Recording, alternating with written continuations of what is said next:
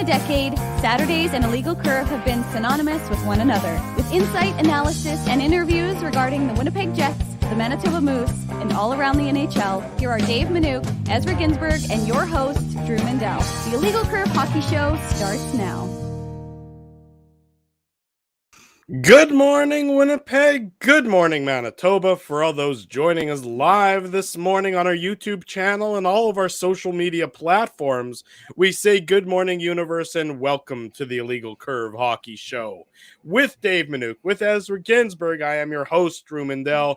Pleased to be with you for the next couple of hours to talk about the Winnipeg Jets following a very busy week, a week of 4 games since we last joined you on the Illegal Curve Hockey Show. The Jets compiling a record of 2-1-1 in those 4 games, defeating the Maple Leafs last Sunday. It's hard to believe that was only 6 days ago. It feels like it was about 60 days ago. Losing to the Carolina Hurricanes on Tuesday, defeating the Seattle Kraken, and then, of course, last night, losing to the Vancouver Canucks, by a 4-3 margin in a shootout. 2-1-1 is better than the Jets have been playing as of late, but certainly the team wants to go on a more extended streak of wins than they have been recently able to string together. Gentlemen, good to see you this morning. It has been a whopping 8 hours since we last got together. I hope your lives are better. 8 hours since we last spoke. Oh, absolutely, they're better. We rocked the post-game show, had a little bit of sleep. Hopefully, you guys got maximum sleep. I know I went right to bed as soon as I got home. Not true. I had a bowl of frosted mini wheats. Then I went to bed. But just going back to last night, and then maybe we can kind of look at the the game as a whole. You don't like mini wheats, Drew? What's going on there? I like frosted mini wheats. They're a fine cereal. It was 1 a.m. Why did you need frosted mini wheats at 1 a.m? Well, there's a lot of things that I don't need that I do, but I by the way, you're more of a Fruit Loops guy, right? I'm not. I mean, I don't enjoy sugary cereals anymore. I'm old, and as a result, I think I just have multigrain Cheerios are very big in our house. So my son enjoys multigrain Cheerios. We have blueberry Cheerios multigrain too. Cheerio. I don't like them at 1 a.m. It was not.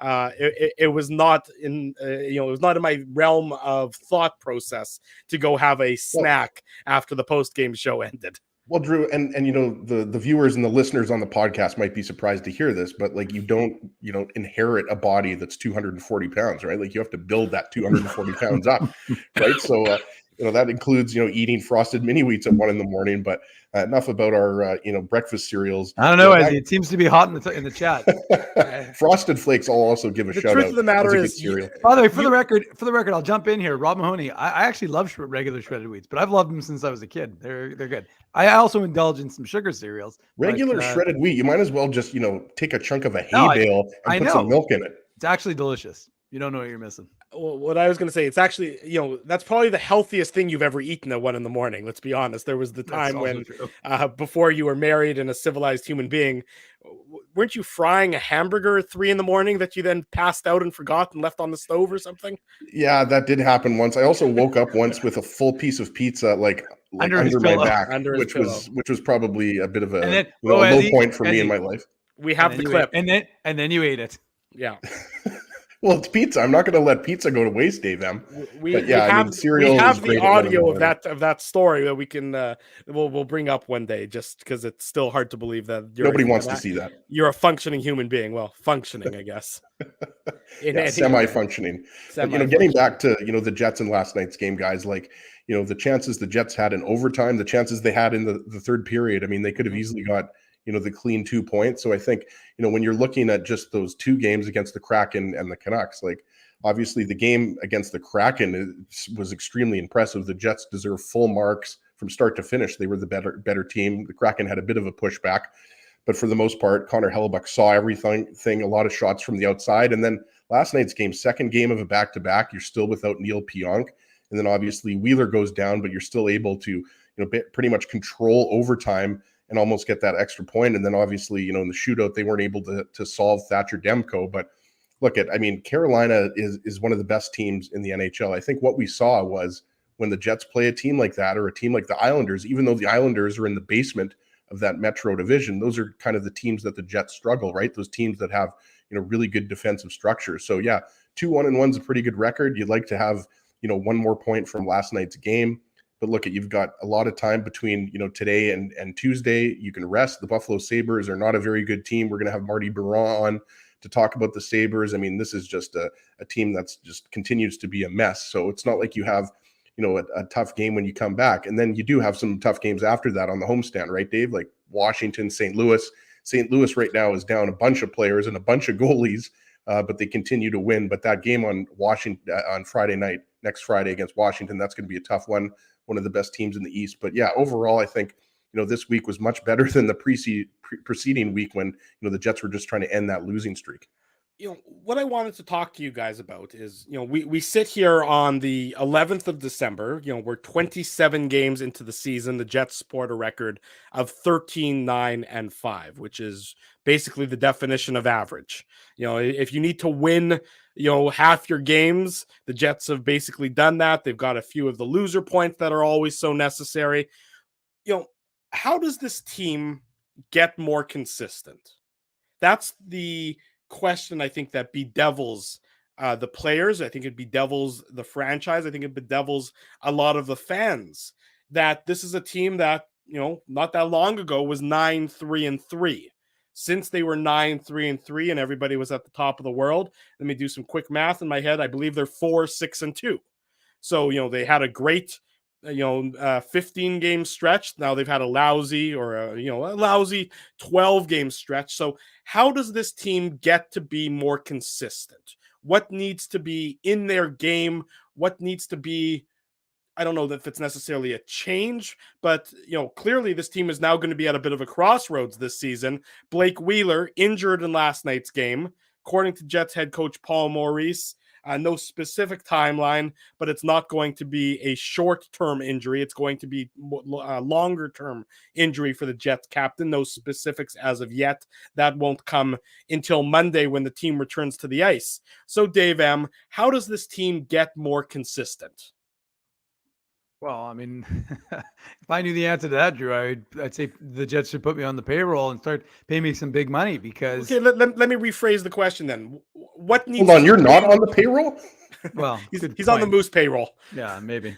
What needs to change then in terms of, what needs to change in terms of their on-ice performance to get more consistency? Yeah, one I think is they probably need to start rolling all four of their lines. I mean, their fourth line hasn't actually looked bad. I think, these guys have been able to chip in, and Paul Maurice has a refusal. He relies so heavily on his top guys almost to the point of burnout. And, sometimes it works, but the reality is this stretch isn't working for them right now. And he went to the time zone comment yesterday about how it's kicked their ass. Well, they've got 2 days off and you're in the central time zone. So, and as he said, you can build some momentum.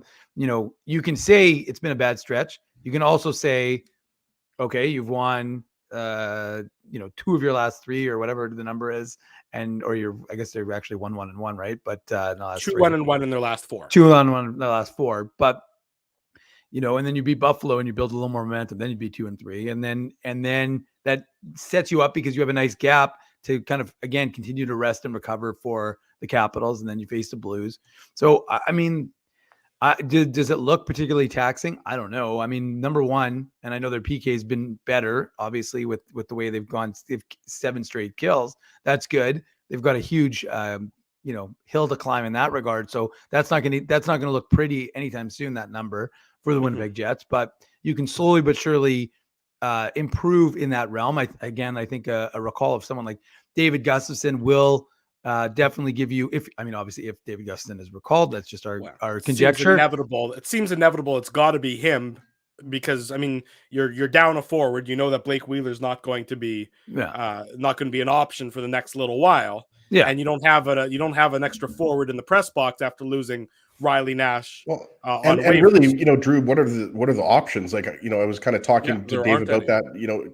Christian Reichel is a guy that you might call up. I mean, the veterans on the Moose that I think you're considering are Austin Pagansky or Mikey Esimon, but David Gustafsson is the obvious one, right, Dave? I think a lot of people will be shocked if it's not Gustafsson who's the next one called up. No, it's got to be. It absolutely has to be David Gustafsson. I mean, he's been the best Moose player. I mean, I'm not a huge, I don't necessarily always equate points to how you play, but he is the leading points getter right now on the Moose squad with 7 goals and 9 assists. I mean, this Moose squad is actually remarkably consistent. Like, ironically, considering that's the word Drew asked me for, but and balanced, I guess, is probably a better word actually, because they don't have anybody, I think, in the top 30 of scoring, and yet they're one of the best teams because they've got balance and they've got scoring across the board. So it's not as if he's lighting it up and has 30 points in 17 or 18 games, but he's been very consistent for this Moose team. And I think, it's funny because last night when we were talking about Gustafsson, one of the comments was, well, he didn't look so good in his first, NHL go around. And I said, well, that was 2 years ago. And he's had 2 seasons of pro. He's an older player now at this point. And like I said, he's done the required marinating in the AHL. It's time to give David Gustafsson a shot. Now, look, if you're the Winnipeg Jets, I understand why you're not bringing David Gustafsson up because of the way Paul Maurice doesn't play his fourth line.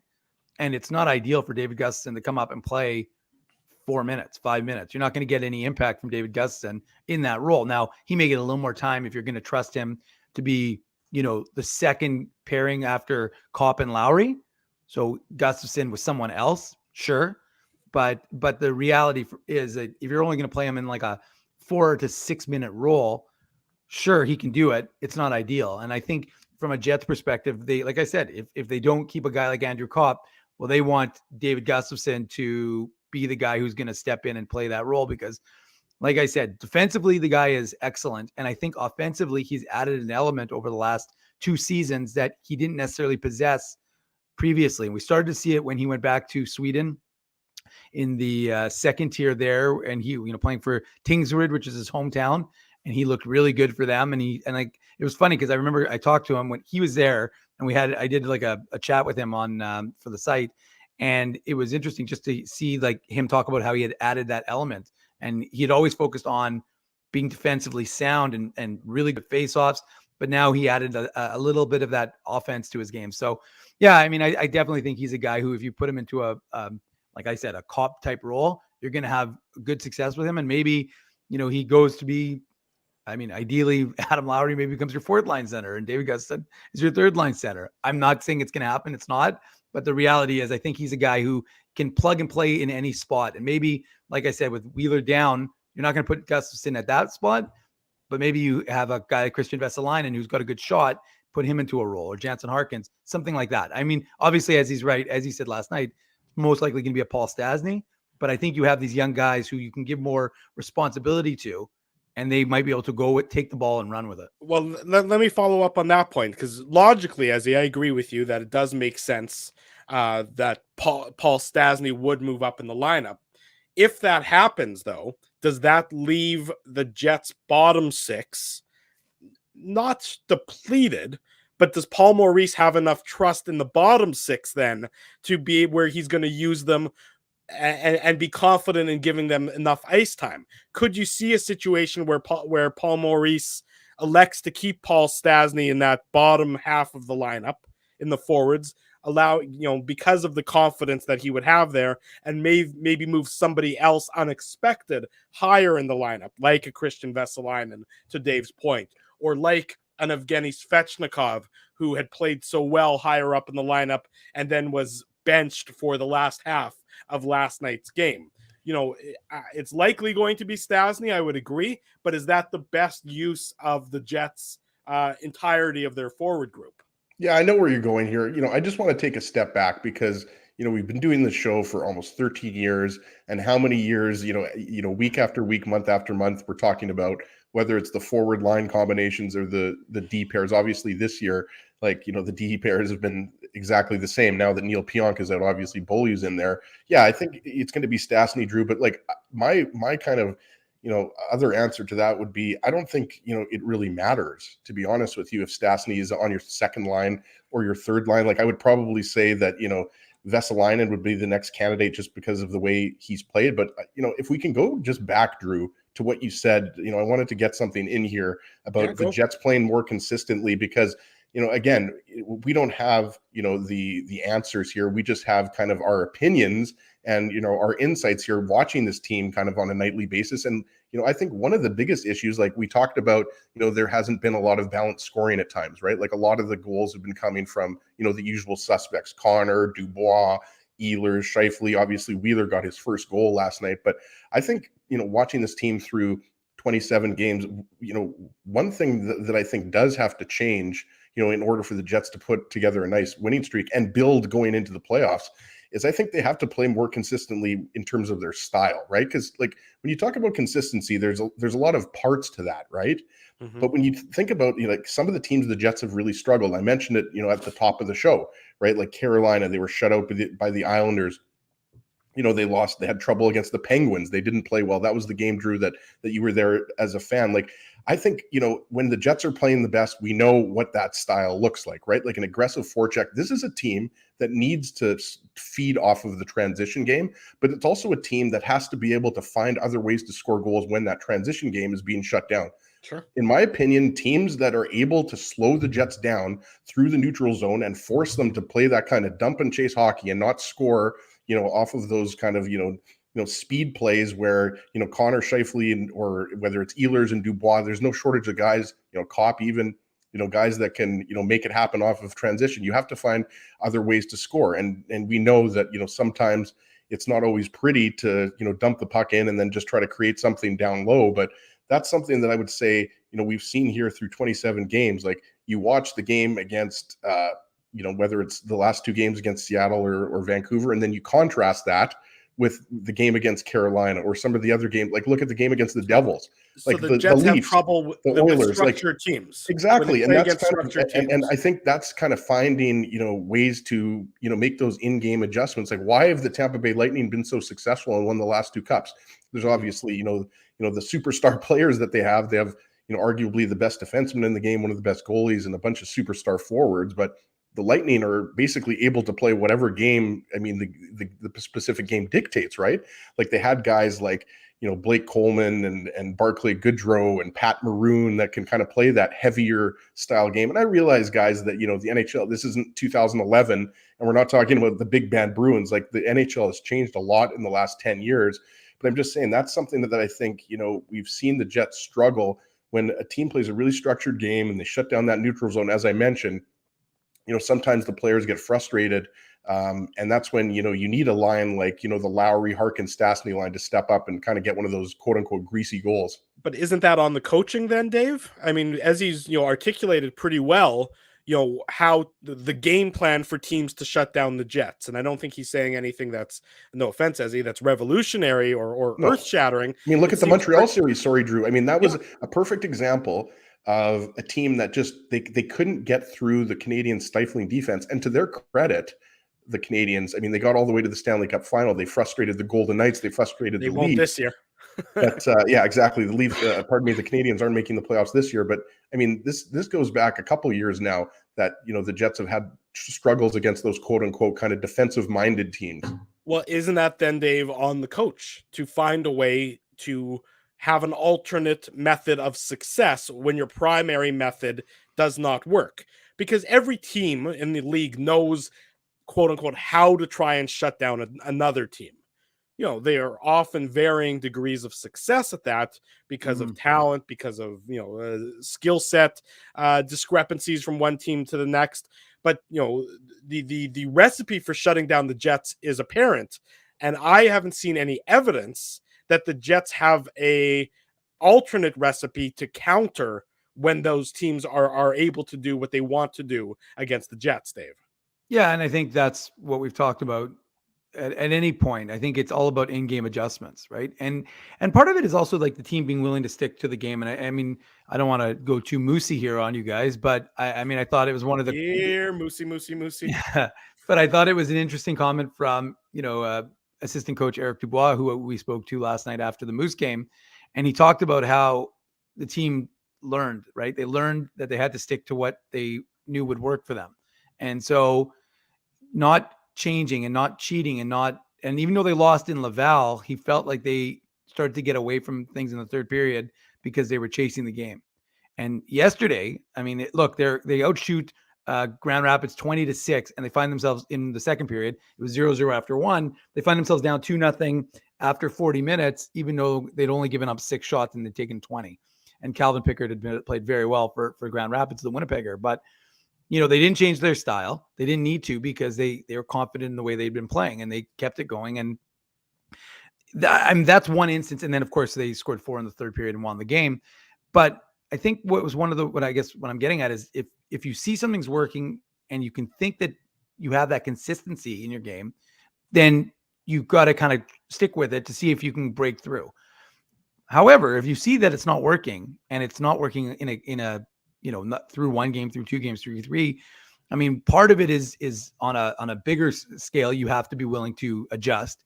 But we've talked about it, right? Like there is that coach that the impetus is on the coaching staff, right? Like it's on you in the first intermission or the second intermission if you don't see something's working to change it up and make in-game adjustments. And that's solely on the coaches, because players are pretty robotic. I mean, no, just let me finish. Like players are pretty robotic, and they're generally like, these guys are, they know what they know. And so the reality is, didn't we ask that? Didn't someone, Donnie Boy's asking if Ezzy blow dries his beard, but I do not dry. I can't even say the words. I don't dry the beard, and I don't blow dry the beard either, but I do put shampoo in the beard. Yes. But someone asked that question yesterday. Living in it, like yes. Peter Griffin on Family Guy. Anyways, the point is that it really is on Paul Maurice and his coaching staff. I mean, and he'll sometimes take the slings and arrows and say, "Oh, that was on me for not having my team prepared, and we should have been prepared," like he did for the Carolina game. And fine, he can say that, and it sounds great. It's a good soundbite, and he takes the weight off the team, even though the players are the ones who are supposed to execute. But at the end of the day, like I said, if you can't figure out how to adjust in game to some of the things that teams aren't allowing you to do, well, that's solely on the coaching staff. And if you're still finding a lack of success, well, then, like I said, you either adjust, it's the expression, adapt or die. So, I mean, that's kind of what the Jets coaching staff has to do, because look, now you're going to have adversity. You're going to have a coaching decision. I mean, a decision made up for you, regardless of how you would do it, because obviously Blake Wheeler is not going to be available for the next little while. And so unless he does like a, Undertaker style rising from the dead. Willis Reed, if you want to go back to the 1970s New York Knicks, coming back on the court after looking like he's out of the playoff series. Yeah. So I mean, look, and the truth is, it just means that there's going to have to be more on because he had 1 goal and 11 assists in his last 7 games, and he looked more Wheeler-esque in the last little bit than he had previously. And so you're going to have to find someone who's going to do that. And again, we've talked about it. There are guys in this organization who, if given the opportunity, whether it's a Jansen Harkins, whether it's a Evgeny Svechnikov, like why Toninato and Svechnikov to me, it's inexplicable. Okay. You're in a game. No, but I'm saying I'm just saying it doesn't make a lot of sense to me. You're in a game that's a tight game. You played the night before. It wasn't a terribly taxing game in Seattle. And you essentially used 9 players. Because once Blake Wheeler, I mean, it was the third period, but still, like you're down to 3 lines. Mm-hmm. And remarkably, I mean, and it goes to show you, I guess, the conditioning of these guys. But like they look good in the overtime. You don't think they had frosted mini wheats? I don't think they had frosted mini wheats at 1:00 in the morning. But the just point BioSteel, I think. But the point is that to not use Toninato, to not use Svechnikov with. I mean, like I said, to give hang 3 minutes and 3 minutes and 45 seconds for Svechnikov and like 7 minutes for 3:59 for Svechnikov. Yeah. And 7 something for Toninato. I just don't understand it, because it's not as if you can hang something on them and say they're the reason the Jets were losing. So for me, at least I maybe someone in the chat would remember something otherwise, but I don't recall anything that those two did individually that were negative towards the team. So, I mean, to me, it's just that's a question mark for the coaching staff. Why would you choose to hamstring yourself when you're playing a back-to-back? And not only that, like I get that you have 2 days off, like you're traveling today, you're off tomorrow, so you could quote empty the tank last night. But I still just don't understand why, if you have 2 guns in your holster, why you're leaving 1 behind and you're only taking one out. It just doesn't make a lot of And sense. they were playing well. Like we talked about that on the post-game show, right, Dave? Like, if the fourth line was having some bad shifts, and we still don't really know what happened specifically with Svechnikov, because, Drew, we got to give Drew credit. He noticed that. I mean, Dave and I were just, I guess sleeping at the wheel, but I mean, he did something that ticked Maurice off. But, Toninato, I mean, we had him on back in September, and we've talked about him many times over the years. Like, he's having a great year. Like, you look at the goals and he's only got 3 goals, but I mean, nobody was expecting Dominic Toninato to score 20 goals. Like he's not playing that much. Right. And, even if he's not playing a lot on the penalty kill, like he wasn't yesterday, I mean, he has been good when he's been out on that, mainly that second PK unit. Right, Dave? So, I mean, that's what's even more puzzling about it is that, like, look, it's Captain Obvious to say, the Jets are down, a goal for the most of the game, right? Except for, kind of midway through the second period. So it's easy to say, okay, well, the game was tied. So, Maurice is, as we know, he likes to kind of, shorten the bench, go with the 3 lines when they're trying to get the game-winning goal. But like, to me, that's something we do in the latter half. I've never liked that strategy. That's something you do in the latter half, I would say, of the third period, when you're pushing for a tying goal. Exactly. Not in the latter half of the second period. And on the second half of a back-to-back. I mean, a lot of that was curious. Let's head to break. We're going to be joined by Jeff Hamilton coming up on the other side. Hammer is in the Hammer, that being Hamilton, Ontario. He's going to join us to talk about the Jets and, of course, talk a little bit about the upcoming Grey Cup. Much more to come. Stay with us. You're watching, you're listening, you're chatting with the Illegal Curve Hockey Show. We're live on YouTube and all of our social media platforms. Keeping Winnipeg laughing for over 30 years. Rumors, Canada's longest-running comedy club, bringing you the biggest laughs from the best comedians on the planet. Jerry Seinfeld, Chris Rock, Jon Stewart, Dennis Miller, Brad Garrett, the greats, and all the up-and-comers too. When was the last time you laughed out loud? Make it a great night out with friends, or book your office or birthday party. Even a fundraising event at Rumors. Get all the details and dates on upcoming shows at rumorscomedyclub.com. Hi, Ez. A strange question for you. But why are you lying on the ground being crushed by a piano? Well, Drew, I definitely tried to carry this baby grand piano down the stairs by myself, and somehow I failed miserably. Right. Yeah, I'm sorry. That was a silly question on my part. My apologies. Would you like me to call Rolly's Transfer Moving and Storage to help you move the piano? They are the most experienced piano moving company in Winnipeg, after all. Yes, please call Rolly's and hurry. This piano is very, very heavy. Rolly's Transfer Moving and Storage offers stress-free residential moving services while taking great care of your personal belongings, including your piano. At Rolly's, no job is too big or too small. For more information, visit rollys.com. Hi, it's Drew from Illegal Curve here. Selling your home can be stressful, but it wasn't for me. Thanks to my friends at Zappia Group Realty, they made the process so easy. My home sold within 48 hours and with multiple offers. Zappia Group Realty took care of everything with their exquisite customer service and attention to detail. If you want to sell your home for more in less time, get started by talking to Frank and Mauro Zappia of Zappia Group Realty. Online at zappiagroup.com. Hey, it's Aaron from Bernstein's Deli. That's right, Ezzy. I'm the guy who makes all your sandwich dreams come true. So when you think Illegal Curve, what comes to you? How about juicy chicken schnitzel, grilled salami, fried onions, melted cheddar cheese, and honey mustard on toasted, thick-cut city rye bread? Man, that's like the holy grail of sandwiches. And so it shall be known as the Illegal Curve Sandwich. The Illegal Curve Sandwich. Try it today at Bernstein's Deli. Find us at Corridon and Lanark or online at bernsteinsdeli.com. Hey, Drew. Ezzy, whoa, what a smile! Yeah, I got my crowns done at Linden Market Dental Center, and they whitened my teeth. I see. They're so bright that every time I smile, they go, "We have hockey tonight. Do you have a mouth guard to protect those pearly whites?" I sure do. Whoa, they even ting through the mouth guard. Linden Market Dental Center covers all your dental needs, from restorative to cosmetic dentistry, and will fit you with a sports guard for that active lifestyle. 877 Waverly. See lindenmarketdental.com. So you're a pizza person, you married a wing person, but somehow your kids are salad people. You can't pick your fam, but you can pick your BP meal deal, starting from $18.99 for takeout or delivery at bostonpizza.com.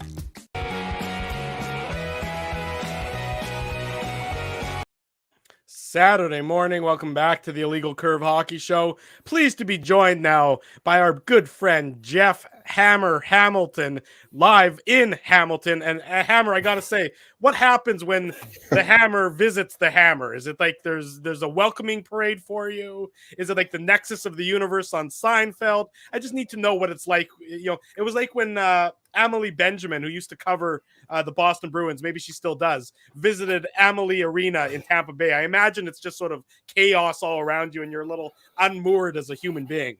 Yeah, it's even more than usual, right? I tell people here that the city's named after my great-great-grandfather. You know, that's I've actually said that this week a couple different times. It hasn't really worked, but yeah, nothing special. It's funny. I always tell the story about, I always tell the story about, when I check into hotels or I do certain things, I say, okay, Jeff Hamilton like the city. And then I visited Hamilton and didn't have a great experience. So then I started saying Hamilton like the musical, the Broadway musical. Now that I'm back here for a week, Hamilton's been nothing but amazing. Guys, it is plus 14 today. It feels it is some. I was wiping sweat off my face earlier because I'm wearing a sweater. So I'm all about Hamilton. It's going back to Hamilton, from Hamilton, like the city, like the beautiful city that it is. Grey Cup week is not disappointed. Hamilton's been awesome host. Well, hopefully there won't be a sighting of Aaron Burr to ruin your experience in Hamilton, the city, as the Bombers, of course, will do battle against the Tiger Cats in tomorrow's Grey Cup. And we'll touch on that maybe a little bit in the interview as well. But, Jeff, we brought you on to talk about the Winnipeg Jets because that, of course, will be certainly a focus of your attention once the Bombers season wraps up in the next few days or so.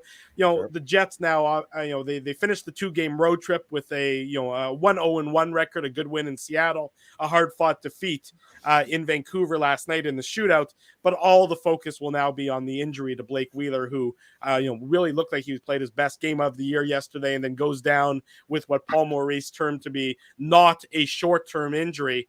No more details available than that at this point in time. How do you think the Jets are going to be able to handle the Wheeler injury? We know Blake Wheeler isn't the same player he was 3-4 years ago, but Paul Maurice in particular relies so very much on the Jets captain still.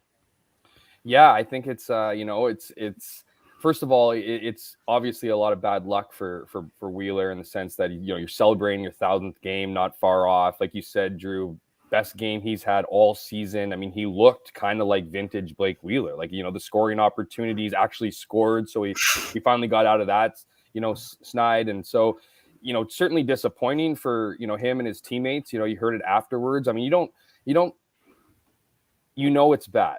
You know what I mean? Coaches don't say what Paul Maurice said last night if it's not like super bad. Like, it's not like a week or two. This is a guy who's going to be out for some time. I'm not going to speculate, but obviously, knees have, there's a lot of options when it comes to knees and a lot of bad options. So we'll wait and figure that one out. But you know what? I don't want to sit here and say, okay, this is, salt to the wound. But I mean, everyone's been asking for this. Everyone's been asking for not him to be out of the lineup, but a decreased role. So if he's going to be out long term, of course you're going to want Blake Wheeler in the lineup. But all those different combinations, all those different looks that you've had, the narrative has been, where is Blake Wheeler in the lineup right now, right? And he's been up top, he's been on that top line, and the question's been, should he be there? Well, this is an unfortunate situation, but we're going back to what the Jets were doing earlier in the season without Blake Wheeler. So, like, are they going to survive? I don't see why they wouldn't. I think you're going to get an opportunity here to try out different combinations. Maybe Svechnikov goes back up with that line, maybe not. But, that whole forcing Blake Wheeler or whatever, word you want to use to play with Mark Scheifele, well, maybe this is, again, maybe this is an opportunity to see different looks and not and force Paul Maurice's hand, if you will, right? Because that's what happened earlier in the season. He had his hand forced, and we saw some good things come out of that, including that line with Svechnikov and Dubois and Kyle Connor. So maybe they get reunited. I guess the point in all that, and to answer the question, is they've done this before, and I believe they can do it again. And maybe a little bit of adversity here is what this team needs, because, like I said, what it sounded like last night is this isn't going to be a 1-2 week thing. It's going to be a foreseeable future thing. So whether they're ready or not, I think they're going to be forced to give different looks because you have a guy out of your top line right now. So Hammer, Drew mentioned, you're in Hamilton and your focus has been on the Bombers, and you're absolutely killing it this week with your coverage. 14 degrees. Unbelievable. Yeah, there's a little bit of a difference here. I think it's I don't know, -10 or something here, but like at the Palm Springs. The fire in Dave's picture is making me sweat. Looking good. I mean, you've obviously got the beautiful tan going, so we're very jealous about that. Definitely don't have to go to Fabby Tan. I'll let you ask your question. I was going to say, can't Teddy Wyman come in and start fanning you off or something? Yeah. No, he's grabbing grapes right now to feed me later off screen. Yeah, so you need to do another cup of coffee too, right, Teddy? Get on it. Teddy's a whole other story. Just kind of, sorry, Ed. No, it's all good, Hammer. Stepping back for a second, we were talking about it, 5 or 10 minutes before you came on here this morning. Just looking at the Jets after 27 games, kind of at a macro level, and obviously, they're not where they want to be at this. They're not, where they thought they would be maybe at this point in the season, right? Like they're battling the Vegas Golden Knights for a wild card spot, and we're obviously, a long time away from the playoffs. We're not even halfway through the season, but like, when you watch this team on a nightly basis, and obviously you have covering it, for the Free Press, not necessarily, the road trip because Mike's there, but, is this a team that it's as simple as they haven't been consistent enough? Because I think everybody knows, especially against, the Wild when they lost 7-1 or when they lost 2-0 to the Hurricanes, like they've looked different when they beat the Oilers versus, when they lose to the Islanders or they lose to the Hurricanes. But like, is there something stylistically you see? Because for me, it's that the Jets sometimes have been unable to adapt against a really good defensive team, and they've had trouble kind of busting through that wall, right? So what's kind of your take here after 27? It's interesting, right? Because 27 games it's not a lot of games, you know what I mean? But it's also, we're looking at more than a third into the season here and edging up towards halfway, right, at 40. So, it's a good point in the season to evaluate. And I think we don't really have any answers. And my theory in all this is, whether you want to go with consistency, there's certainly an argument there, right? I mean, this team has ridden the highs and lows all season long, and it's just been like, it's just when they're rolling, everything's great. The guys are talkative, guys are whatever, right? Life is good. When they're not, it's like life is horrible. We haven't really seen that middle ground where it's like, okay, bad game, then get back on track. It's either they're rolling or they're not. And part of that to me is that it's kind of creeping back into what they used to be like, where they would ride the highs and lows of the season, right? They wouldn't be able to, I don't want to say weather them, but like there seems to be a little bit of fragility with this lineup where that if things don't go right, it's, you try to stay positive, but you can kind of feel those kind of cracks in the armor. I also think it's a big part of that is also the fact that the lineup has changed so often. The defense has remained the same. So they've kind of, whatever. Connor Hellebuck has been incredibly consistent this year. It's the forwards group. And so, it's just things haven't been clicking, consistently enough. And therefore things move. Like Paul Maurice is just so quick to shake up the lineup, to do, see different looks and all these things that I just feel like you don't really know what the optimal lineup is right now. You don't know, and whether game 27 is where you want to be. Like, when you look at the playoffs, probably not. You're fine. There's lots of time here, but it just feels like there's been so many moving pieces, and the moving pieces have kind of resulted in up and down results. And so I still feel like there's almost a search here for this team, whether it's Paul Maurice or just in general, to find that group. Again, the good news is you're not exactly where you want to be in the standings. You're not out of it. You're hovering that line, but you're a strong 2 weeks away from being top in your division. So it's, to me, it's one of those things where, yes, I think they're still trying to figure things out, but they have time. It's just when you look back at the 27 games, you could probably look at, it feels like 20 different lineups. So to me, I feel like they're still trying to figure things out. They're still trying to find out what their jam is. Obviously, the Wheeler being out is going to throw a wrench in that, but it's just, I just feel like more consistency in the lineup, finding that, because when you play with different guys every game or every couple games, or even in some cases within, in game, I just feel like, you're not finding that consistency. You're not finding that rhythm. And we're going back to that again, like kind of riding the highs and lows, but some guys like Kyle Connor's been consistent all season. Other guys haven't been. So it's like almost like back to that, thing where one line's rolling, then the next line's rolling, and those two top six lines aren't consistently rolling on the same night. And until that happens, you're going to get these kind of mixed results, in my opinion. But we'll see. I think, I think there's a good opportunity here to come home this week, lay some wins down. You had a good road trip here. Bad news with Blake Wheeler, but at the same time, this team's talented enough that I think their expectations need to be higher. It's just, you need to find that consistency in the lineup to get that consistency on the ice. Jeff Hamilton is our guest Saturday morning. You're watching, you're chatting, you're listening to the Illegal Curve Hockey Show. Jeff is joining us from the tropical island known as Hamilton, Ontario. Seriously, guys.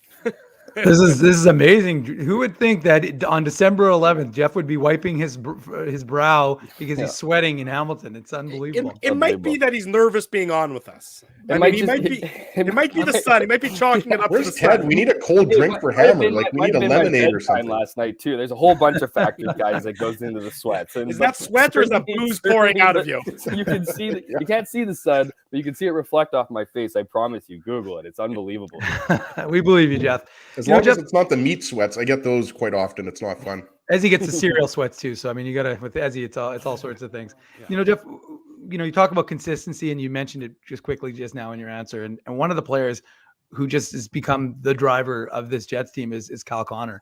And to me, it's remarkable because we always talk about how he's underappreciated in all markets and how everybody in Winnipeg knows what he does. But I mean, even for folks who have watched him as much as we have, I mean, it's so clear as day that he has become the number one driver for this Jets team. What do you see different in Kyle Connor's game that has allowed him to get to that next level where he drives the Dubois line or he drives the Scheifele line, and it is the Kyle Connor show more than anybody else on this team right now? For me, I think he's just a weapon in so many different places on the ice. Like, when he gets a burst of speed, his shot needs to be respected.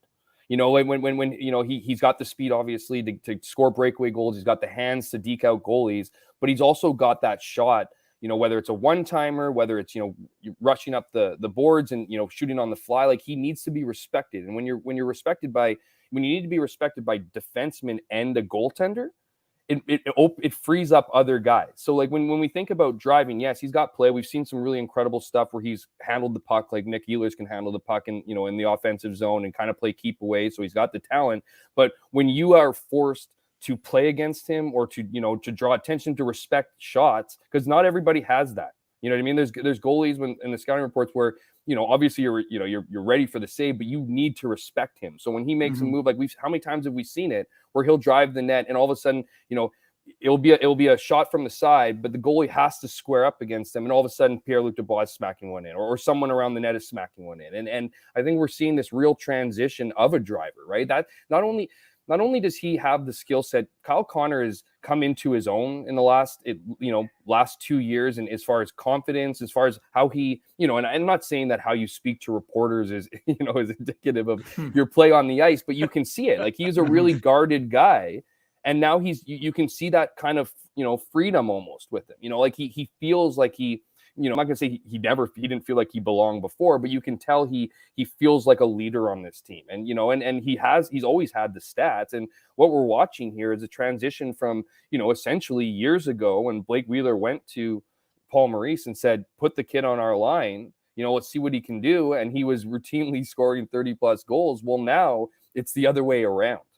It's put Kyle Connor on that line to get Blake Wheeler going, and that's exactly what you wanted when you signed him to the deal you signed him to. You know what I mean? Like he's a cheaper guy. Like he's not cheap, but he's not, given what we're seeing from him and the ability to put whether he's playing with Pierre-Luc Dubois, like let's rewind a little bit here earlier in the season. Pierre-Luc Dubois came into this year with high expectations, and all credit to him. Great offseason, has certainly improved his play, but he's got to look at number 81 as far as why he's gotten to his game and his confidence is up. So Kyle Connor's gone from that guy who, yes, he's been dangerous around the net. That's certainly a skill set that he has. I talked to one of his shooting coaches. His name's getting by me right now, but I'll never forget what he told me. I actually called to talk about Patrick Laine a couple of years ago, and he said to me, "Hey, you might want to keep an eye on Kyle Connor."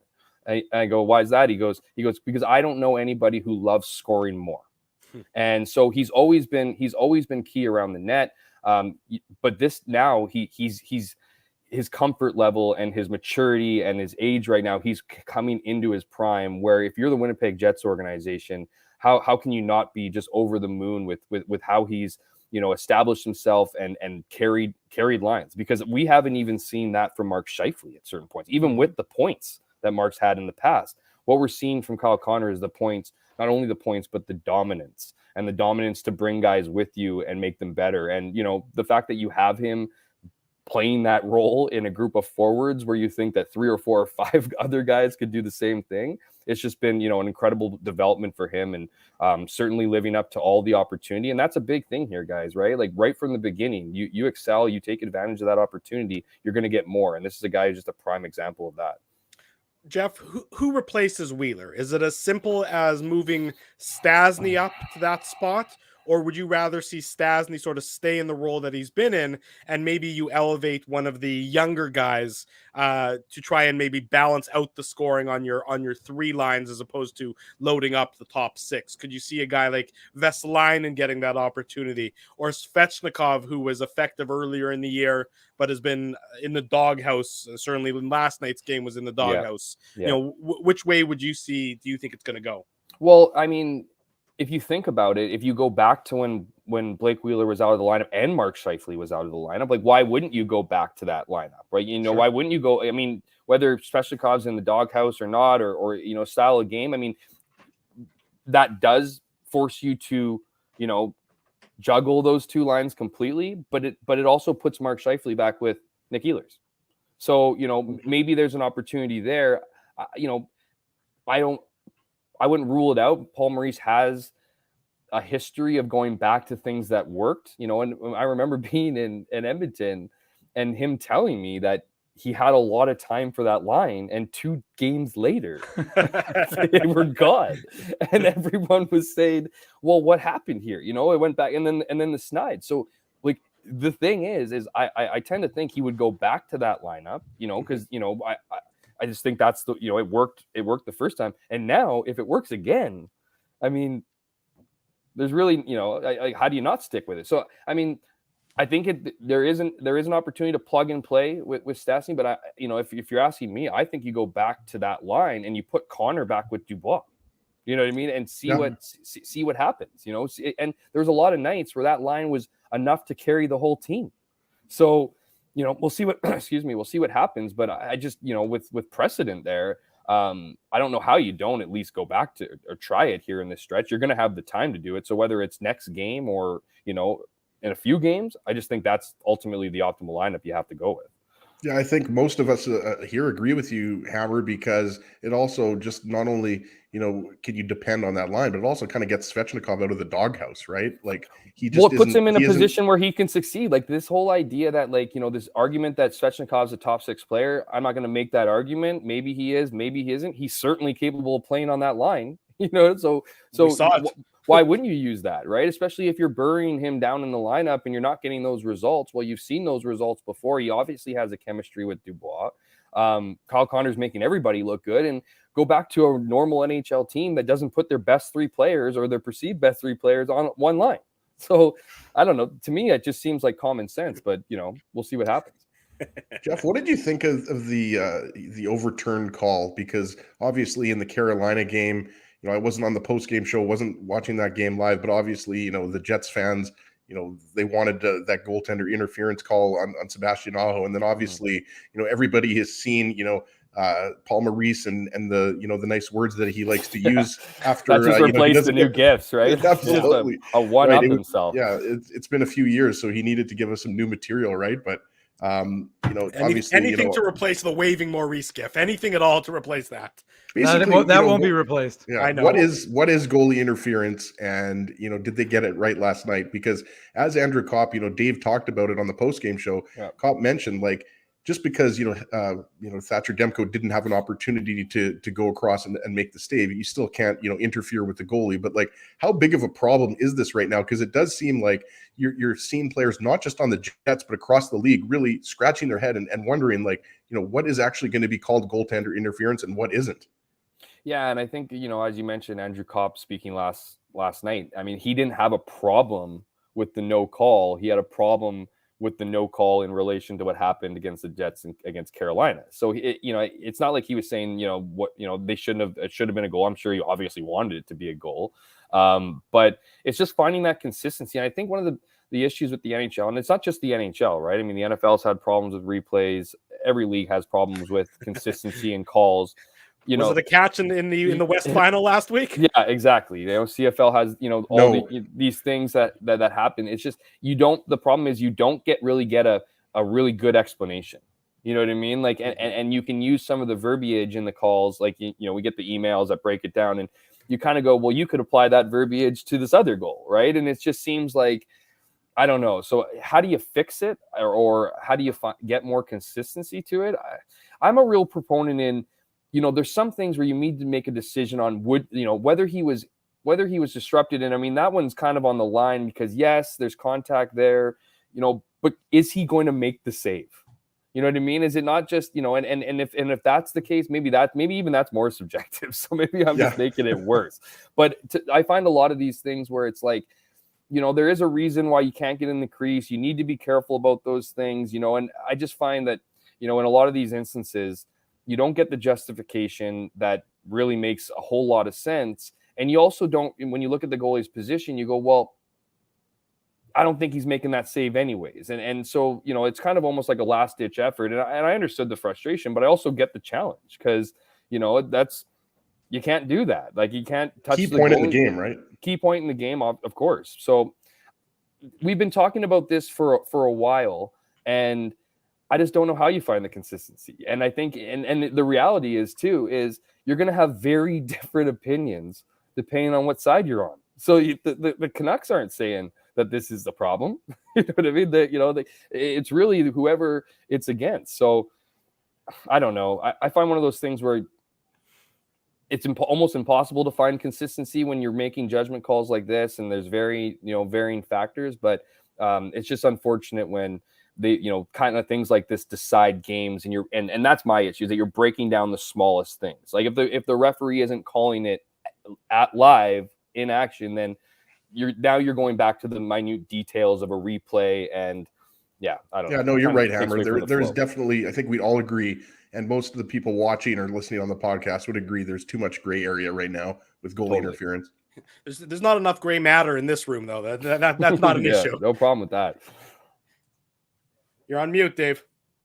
Speaking of gray matter.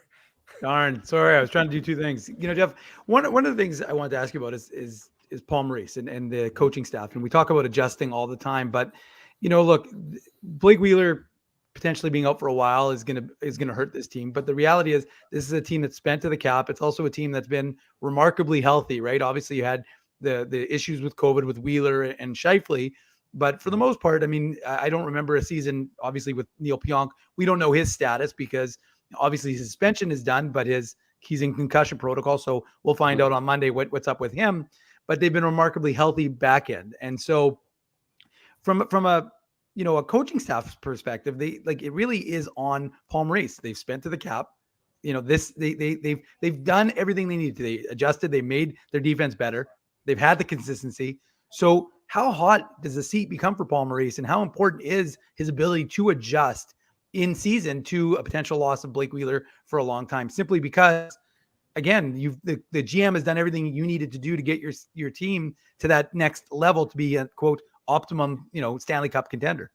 Well, Dave, this was the first year during that slide of 6 losses in 7 games where I honestly thought for the first time in his tenure that there was potential for him to be fired because of all those reasons you mentioned. There is no margin for error when you spend to the cap, when you address certain issues. We've talked about this forever, where it comes down to, these were the quote unquote excuses. The defense wasn't good enough for a couple of years. Okay, so you fix that. You're getting the exact goaltending that you've expected from Connor Hellebuck. You have top end forwards. Guys are having career years like Kyle Connor.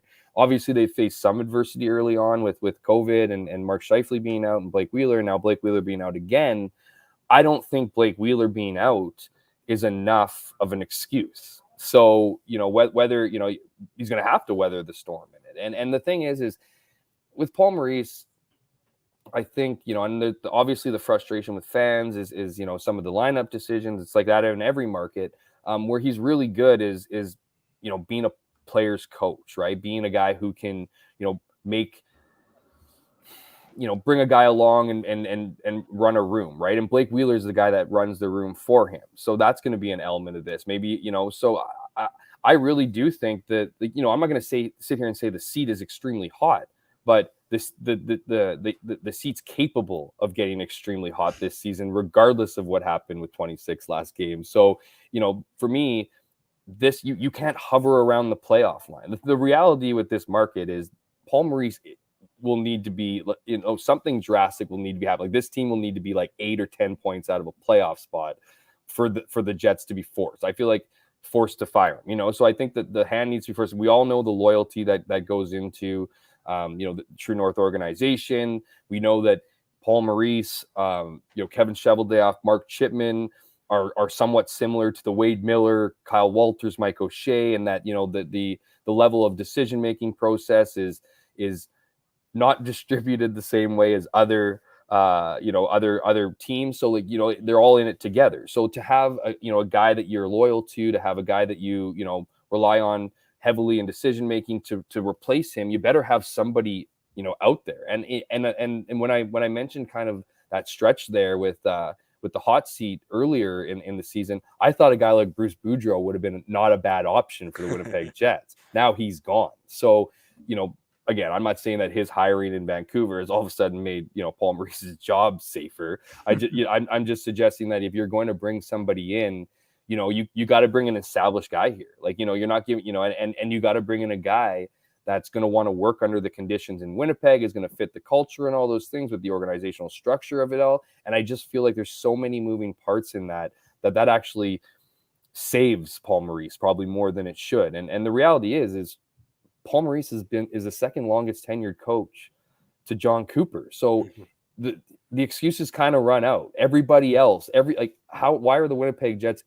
any different than every other organization but Tampa Bay when it comes to changing, things? And if you're not getting the results, I mean, you can't live and die off a long playoff run a couple years ago. We were talking about it last night about the Jets, how impressive it was to sweep the Edmonton Oilers.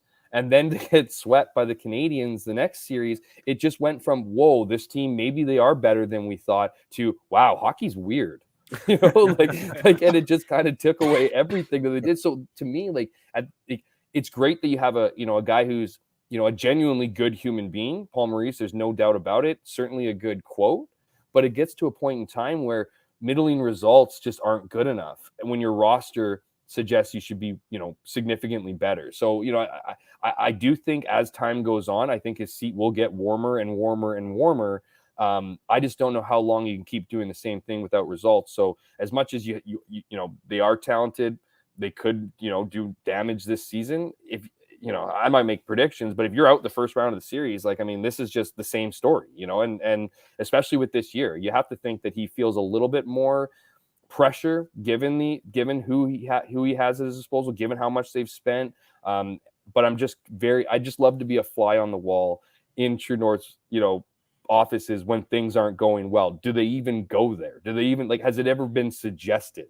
Because there's been one time, and it was after that whole game was that the Arizona loss, where it was the first time I felt like Paul Maurice wasn't 100% sure about his job security. And this is just a gut feeling, but he looked defeated. And we've seen a lot of up and downs. We've seen a lot of disappointments, with this team. We've obviously seen some successes, but I'd never seen that kind of defeated look from Paul Maurice, who is a guy that will have a game where everyone will be like, that was a horrible game. And he's saying, this is the best hockey we've been playing. And so, again, I think the seat's just going to naturally get hotter, because at the end of the day, when you have a coach here for that long, like we've seen Paul Maurice, I mean, the Jets don't owe him anything. They've given him a massive opportunity here. It's been Claude Noel and Paul Maurice. We're at a stage now where there's people who probably don't even remember Claude Noel. So how could you forget? Yeah, totally pizzas, but like free pizzas. Exactly. No joy in Joyland. He had some great no, ones. We've had miss two them. very loquacious coaches in the time that the Jets have been back in Winnipeg. Jeff Hamilton is at the Bombers walkthrough. I understand the media availability is getting underway momentarily. Getting close. Hammer, we'll let you go. We appreciate your time. It's going to be a huge game tomorrow between the Bombers and the Ticats. You can read all of Jeff's work and the great coverage the Free Press is providing in the Winnipeg Free Get yourself Press. a lemonade, Jeff. Yeah, I'm gonna. I Wipe got a that water brow. right here. Thanks for having me on, guys. Always appreciate it. And I'm gonna go outside in my sweater and take in some of this weather. It's amazing. We'll do it again real soon. Thanks, Jeff. Appreciate it, buddy. See you guys. There Thanks, he Hammer. goes. Jeff Hamilton joining us from Hamilton, Ontario. Site Balmy of Hamilton. tomorrow night's Grey Cup between the Bombers and the Ticats. No word if Mr. Ginsburg is going to give a Ginsburg guarantee before the show is over. Well, I'll give a guarantee that the Ticats win. There and you for go. those for those who don't know, what that means. I mean, we're all the kiss of death diehard is what it Bombers is. fans. That means it. I'm actually picking the opposite team because I'm obviously Costanza, so I'm picking the Ticats, but really we're obviously picking the blue and gold. Heart is with the Bombers. It'll be a great game tomorrow it's sort of a complete role reversal from 2 years ago, where the Tiger Cats were the regular season juggernaut and the Bombers were the team that got hot late in the season and into the playoffs. This year, the Bombers have been the regular season juggernaut and the Ticats got hot, winning the 2 games to get to the Grey Cup. We'll see what happens. 5:00 is kickoff tomorrow, and then the party will go potentially, hopefully, into the wee hours of, I don't know, 10 o'clock, 11, something like that. It doesn't matter. At your house. Not in my house. The party will go to the wee hours of about 9 o'clock in my house. So let's be serious. I got the season finale of Succession to watch at some point tomorrow night as well. Okay, that's enough. Okay. Before we go to break, on a bit of a serious note, everybody in the chat, everybody that's watching, everybody that's listening to this knows about my ties to Kentucky and my family being in Kentucky and Laura's family being in Kentucky. There was a horrendous tornado in Kentucky, in Western Kentucky, last night that's caused tremendous loss of life, tremendous damage. Reports of upwards of maybe 100 people lost their life. The community of Mayfield, Kentucky, which is in Western Kentucky, has been completely destroyed by what sounds like might very well be an F5 tornado, which is the highest category of tornado. So I just wanted to, send my love. I know we have some fans of the show who are in Kentucky. They've been in touch with me. There's Jets fans everywhere, including Kentucky. So I wanted to send my love to everybody affected and all my family in Kentucky, devastated by the events last night. So, our thoughts are with you as you try and stay safe and try and rebuild and everything else along those lines. When we come back, more on the Winnipeg Jets. Marty Biron going to join us at the bottom of the hour. Stay with us. It's the Illegal Curve Hockey Show. We're live on YouTube and all of our social media platforms. Keeping Winnipeg laughing for over 30 years. Rumors, Canada's longest running comedy club, bringing you the biggest laughs from the best comedians on the planet. Jerry Seinfeld, Chris Rock, Jon Stewart, Dennis Miller, Brad Garrett, the greats, and all the up-and-comers too. When was the last time you laughed out loud? Make it a great night out with friends or book your office or birthday party. Even a fundraising event at Rumors. Get all the details and dates on upcoming shows at rumorscomedyclub.com. Hi, Ez. A strange question for you. But why are you lying on the ground being crushed by a piano? Well, Drew, I definitely tried to carry this baby grand piano down the stairs by myself, and somehow I failed miserably. Right. Yeah, I'm sorry. That was a silly question on my part. My apologies. Would you like me to call Rolly's Transfer Moving and Storage to help you move the piano? They are the most experienced piano moving company in Winnipeg, after all. Yes, please call Rollies and hurry. This piano is very, very heavy. Rollies Transfer Moving and Storage offers stress-free residential moving services while taking great care of your personal belongings, including your piano. At Rollies, no job is too big or too small. For more information, visit rollies.com.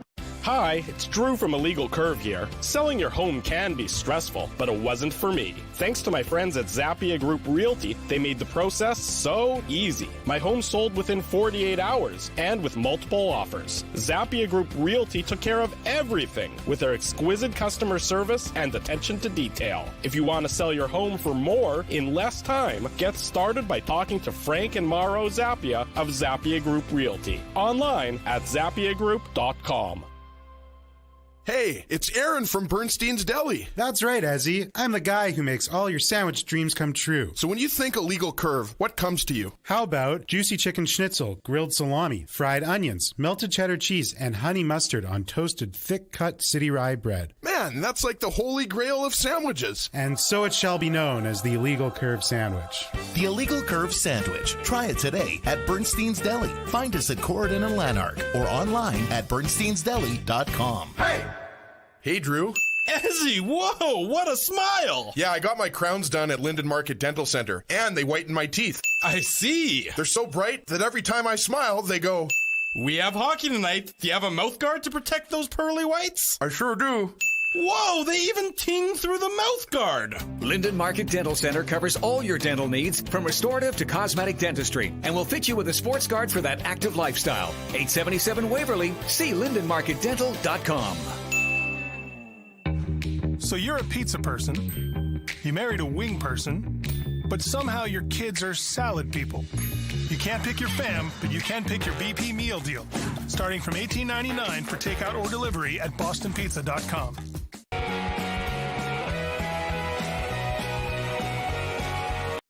Alrighty, hour number 2 of the Illegal Curve Hockey Show starts now on our YouTube channel, on our Facebook page, on our Twitter feed, and of course the podcast available afterwards. If you haven't already done so, smash the like button, subscribe to the YouTube channel, subscribe to the podcast, leave us comments on both, tell your friends and family.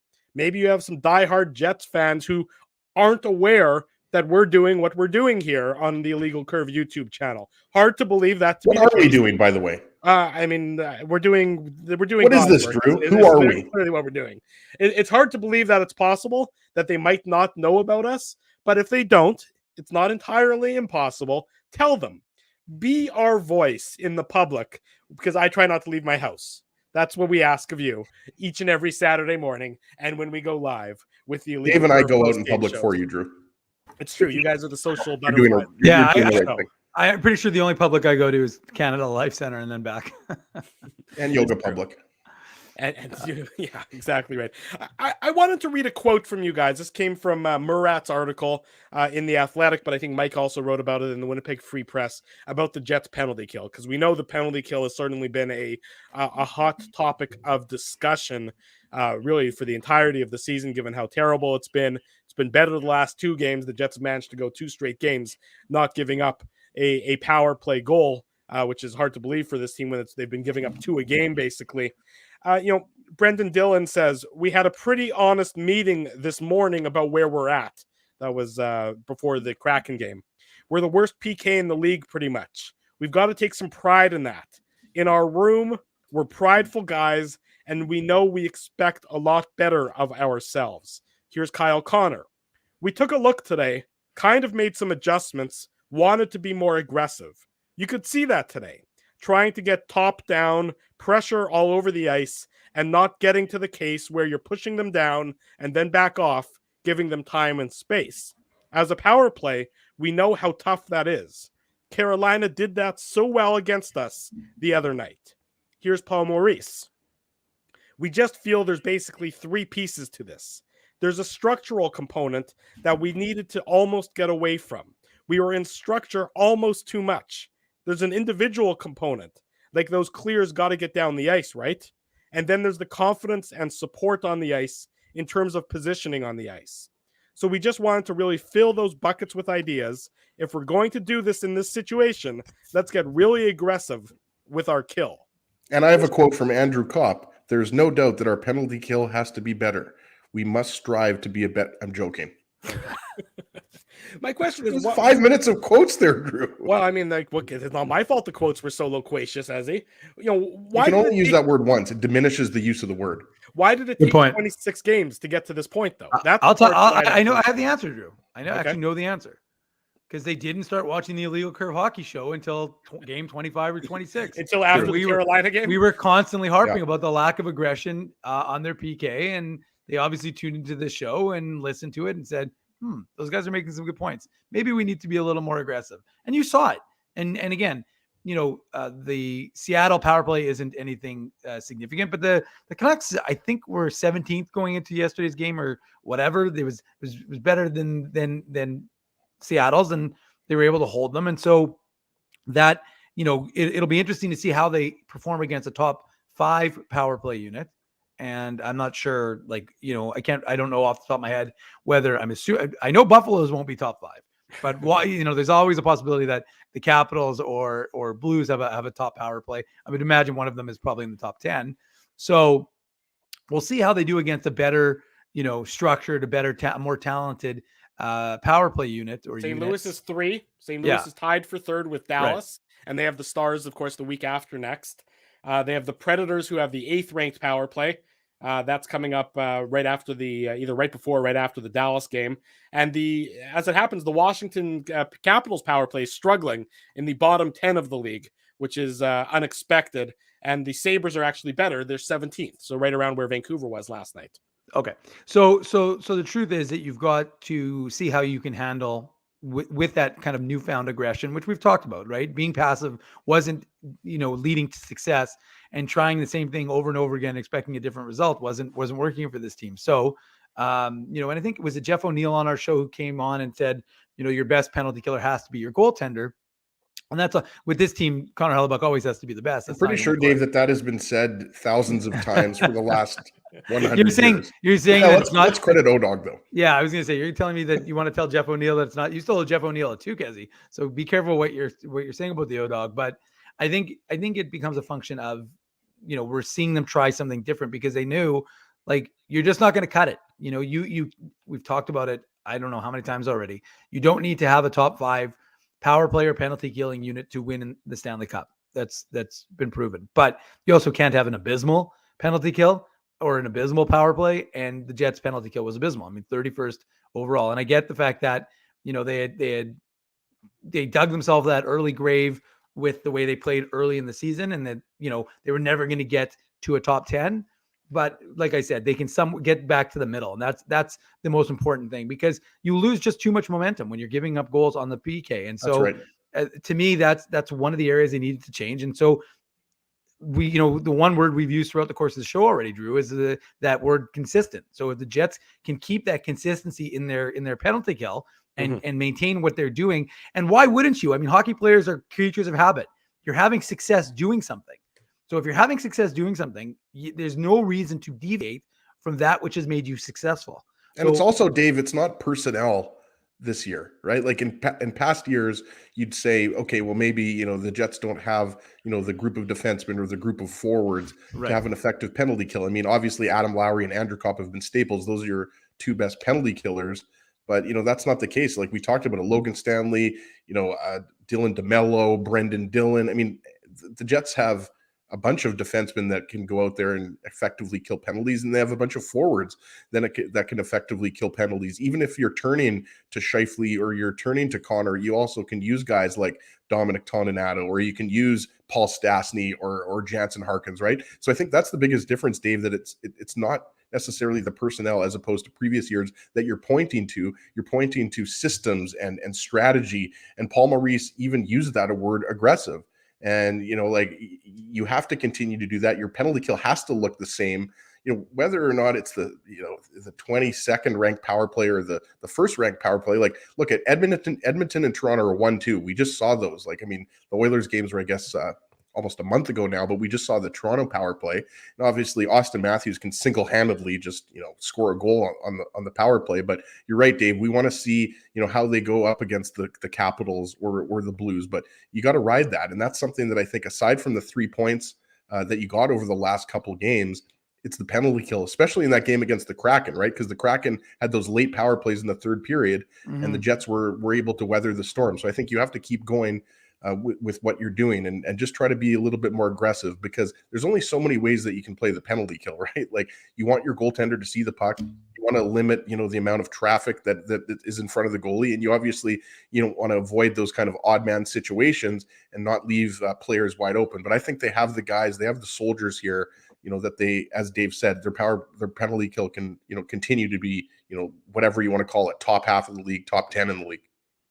Well, it's, what's interesting to me about the quotes that I rattled off there is that it's almost like the players themselves took the impetus to make the changes. like that the structure was there and they were playing within the structure, but then they decided, like, look, enough is enough. This structure is almost too structured. They were listening almost too well to what they were, quote unquote, supposed to do, and they decided to become a little bit more of a freelance. No, it's not complete chaos, because I don't think complete chaos is going to work on a penalty kill. We sort of saw that last year, if you remember, with the Ottawa Senators. They had a PK that was completely void of structure, and while it was entertaining, it also came back to bite them. But it's like the players got together in the room and said, look, something needs to change here. And I don't know the answer to this, and I'm not expecting you guys to know the answer to it, but I'm curious, was it the players leading the charge to changing things, or was it more Reese sort of deferring to the players, or how did the sausage get made that led to a more aggressive penalty kill being deployed? Sausage. I mean, I would suggest otherwise, Drew, because the whole point was that they were doing, penalty kill video sessions, right? So they were specifically discussed. It wasn't as if the players said, okay, let's, what did they lock Daryl Sutter out of the room, and we'll have players only, we'll figure this out amongst ourselves because the coaching staff isn't getting it done. I mean, I would suspect that it was done within a video session specifically designated about the penalty kill. So I'm not suggesting that the players didn't have input and the ability to say, I mean, let's speak our mind and throw some things out there. And if you have ideas, I mean, that's the best way, businesses, organizations run, is when you're accepting of ideas from everyone within the organization, bottom up as opposed to top down. Right, with the exception of a legal curve where we try and do things with the golden we have no hammer hierarchy at all. Yeah, that's right. We're barely we're barely functioning as an organization. So I would suggest that to me, they probably opened it up to ideas from the players and said, you guys are on the ice. Is there things that and that's just speculation on my part, but I don't think this is a solely player driven without the benefit of coaching involved. I think the coaches would, like I said, maybe open it up and say, is there something? But again, it's all speculation. It doesn't really matter. The reality is what you see on the ice, and what you see on the ice is a Jets team that's being more aggressive on the penalty kill,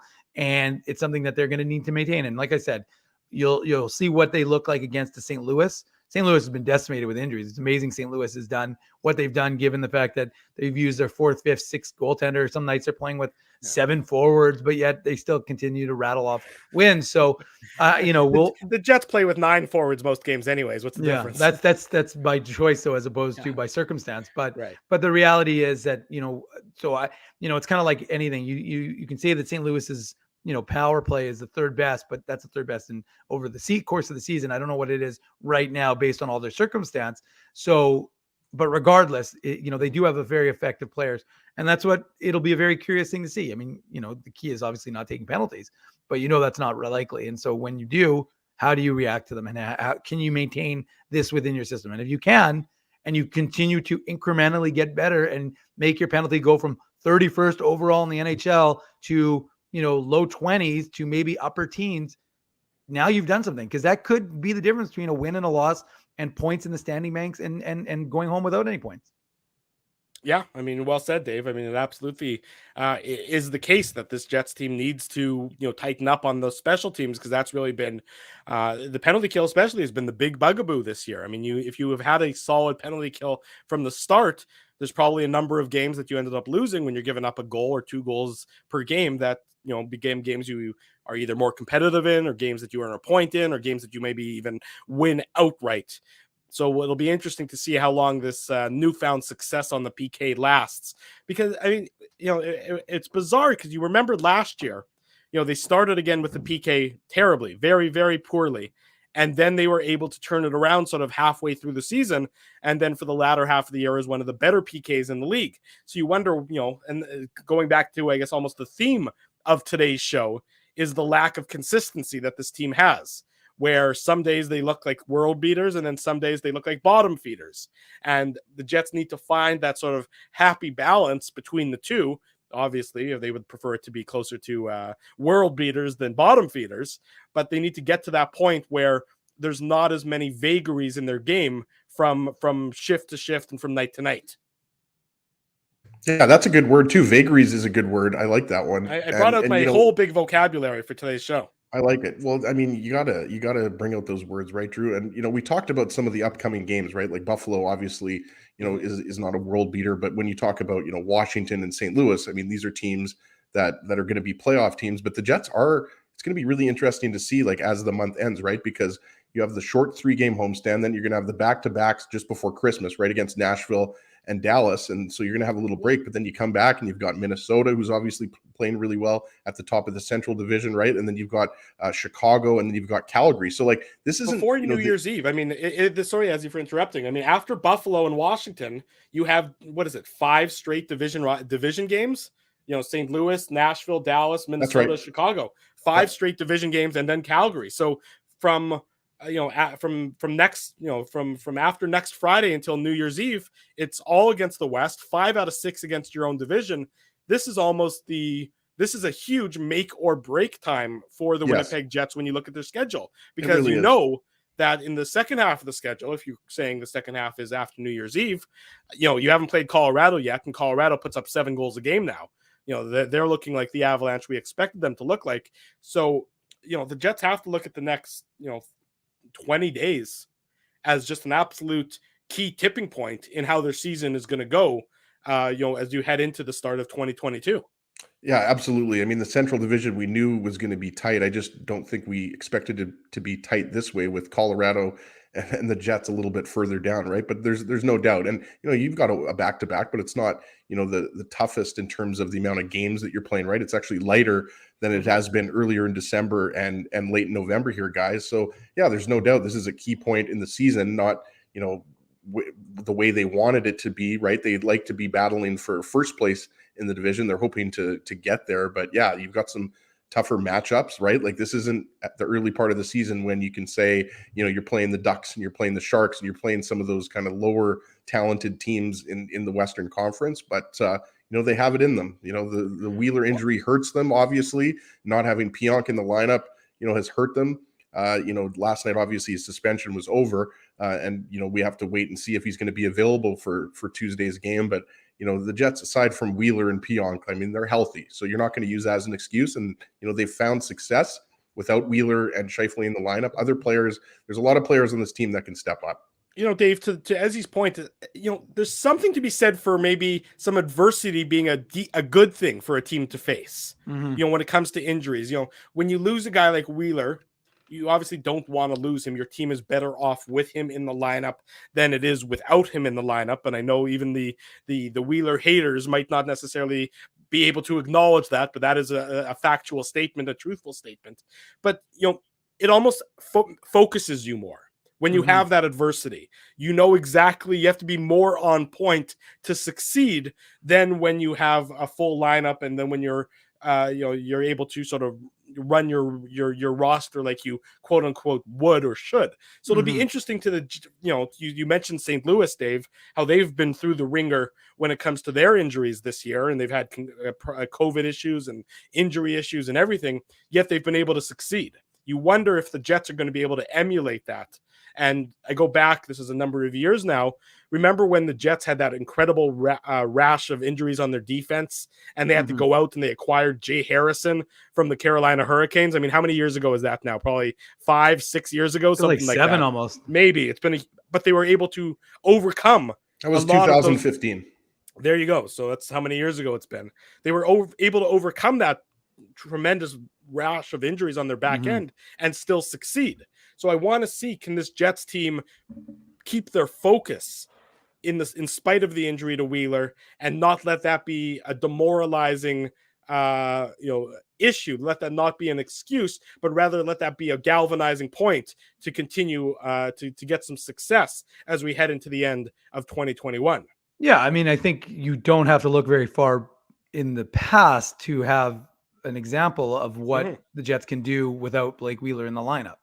And so the truth is, I mean, when a guy goes down, and your point is true, Drew. None of these guys are hoping a guy like Blake Wheeler goes down. Nobody says, "Oh, I wish he can go down so I can get more ice time." But you have to deal with what we call reality, and the reality is that Blake Wheeler could potentially be out of the Jets lineup for a while. That's what Paul Maurice said. Those are the words he used twice yesterday. A while, and he said, "I'm not a doctor, so I'm going to wait for the evaluation, and they'll see." What it is and how he looks. So we're not going to waste our time speculating, but regardless. I have a feeling, guys, it might be his right knee.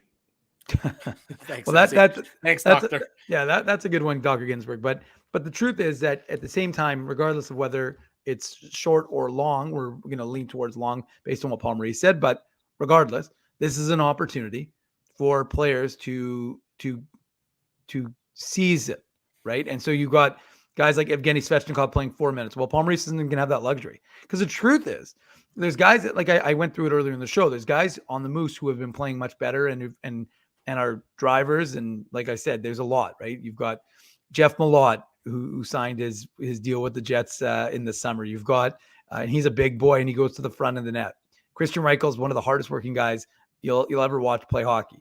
Austin Pagansky, who after kind of a disappointing start, he's been much better. Mikey Esimon, who, as he mentioned, and obviously David Gustafson, who we've talked about throughout the course of the season. Did you say Mikey Esimont? Yeah, I did. That's actually how he changed his name to that. So I think what it means, though, is that there's opportunity and obviously within the framework of the Jets, especially without Riley Nash right now, right? So without Riley Nash, you've got Jansen Harkins, who's looking, like I said, who's looking for that opportunity. You've got a guy like Christian Vesalainen, maybe, using him, like we've talked about the shot of Christian Vesalainen. Someone said, well, you guys talk about a shot and yet he doesn't take, he doesn't use it.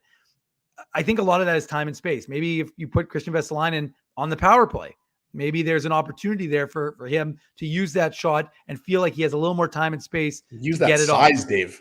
Well, and his size, of course, true. But I'm just saying, like, that's one of the elements that he doesn't use a lot. So maybe that's what you'll see. A guy like Christian Vesalainen sees an opportunity. I don't know. I'm not in Coach Paul Maurice's head, so I can't tell you how it'll materialize. Because you're in Coach Eric Dubois' head. I do. I am. But like I said, I think it's just an opportunity, and that's the way it has to be looked at. And like I said, look how the Jets did when they didn't have Blake Wheeler and Mark Scheifele in the lineup, right? They did all right, and they were able to kind of grow their team, or grow their points, I should say. So that's the most important thing for this Jets team, is just to seize this opportunity. And they've got guys who are going to be hungry for it. And that to me is the key.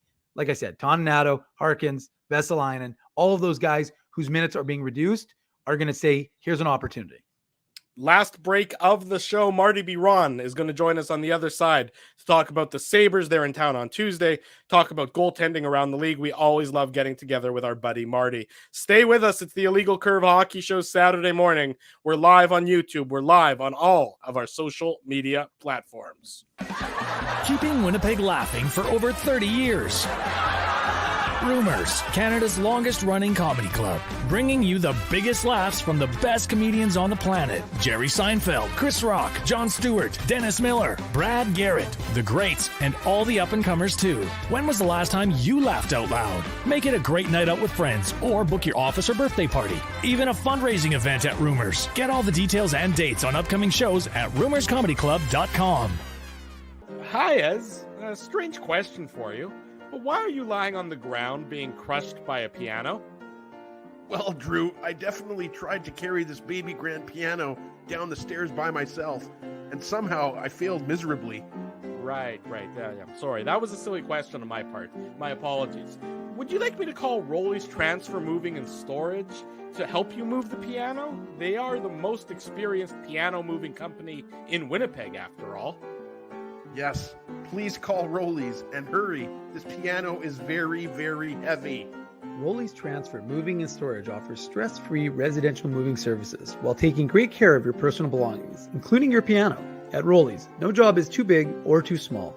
For more information, visit rollys.com. Hi, it's Drew from Illegal Curve here. Selling your home can be stressful, but it wasn't for me. Thanks to my friends at Zappia Group Realty, they made the process so easy. My home sold within 48 hours and with multiple offers. Zappia Group Realty took care of everything with their exquisite customer service and attention to detail. If you want to sell your home for more in less time, get started by talking to Frank and Mauro Zappia of Zappia Group Realty. Online at zappiagroup.com.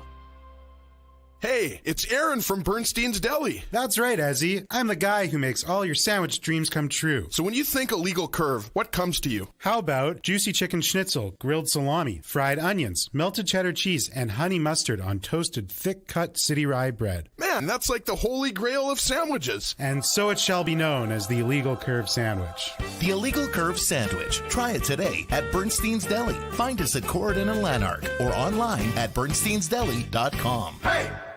Hey, Drew. Ezzy, whoa, what a smile! Yeah, I got my crowns done at Linden Market Dental Center, and they whiten my teeth. I see. They're so bright that every time I smile, they go... We have hockey tonight. Do you have a mouth guard to protect those pearly whites? I sure do. Whoa, they even ting through the mouth guard. Linden Market Dental Center covers all your dental needs from restorative to cosmetic dentistry and will fit you with a sports guard for that active lifestyle. 877 Waverly. See lindenmarketdental.com. So you're a pizza person, you married a wing person, but somehow your kids are salad people. You can't pick your fam, but you can pick your BP meal deal. Starting from $18.99 for takeout or delivery at bostonpizza.com. Bottom of the hour. Welcome back to the Illegal Curve Hockey Show. We're live on our YouTube channel. We're live on all of our social media platforms.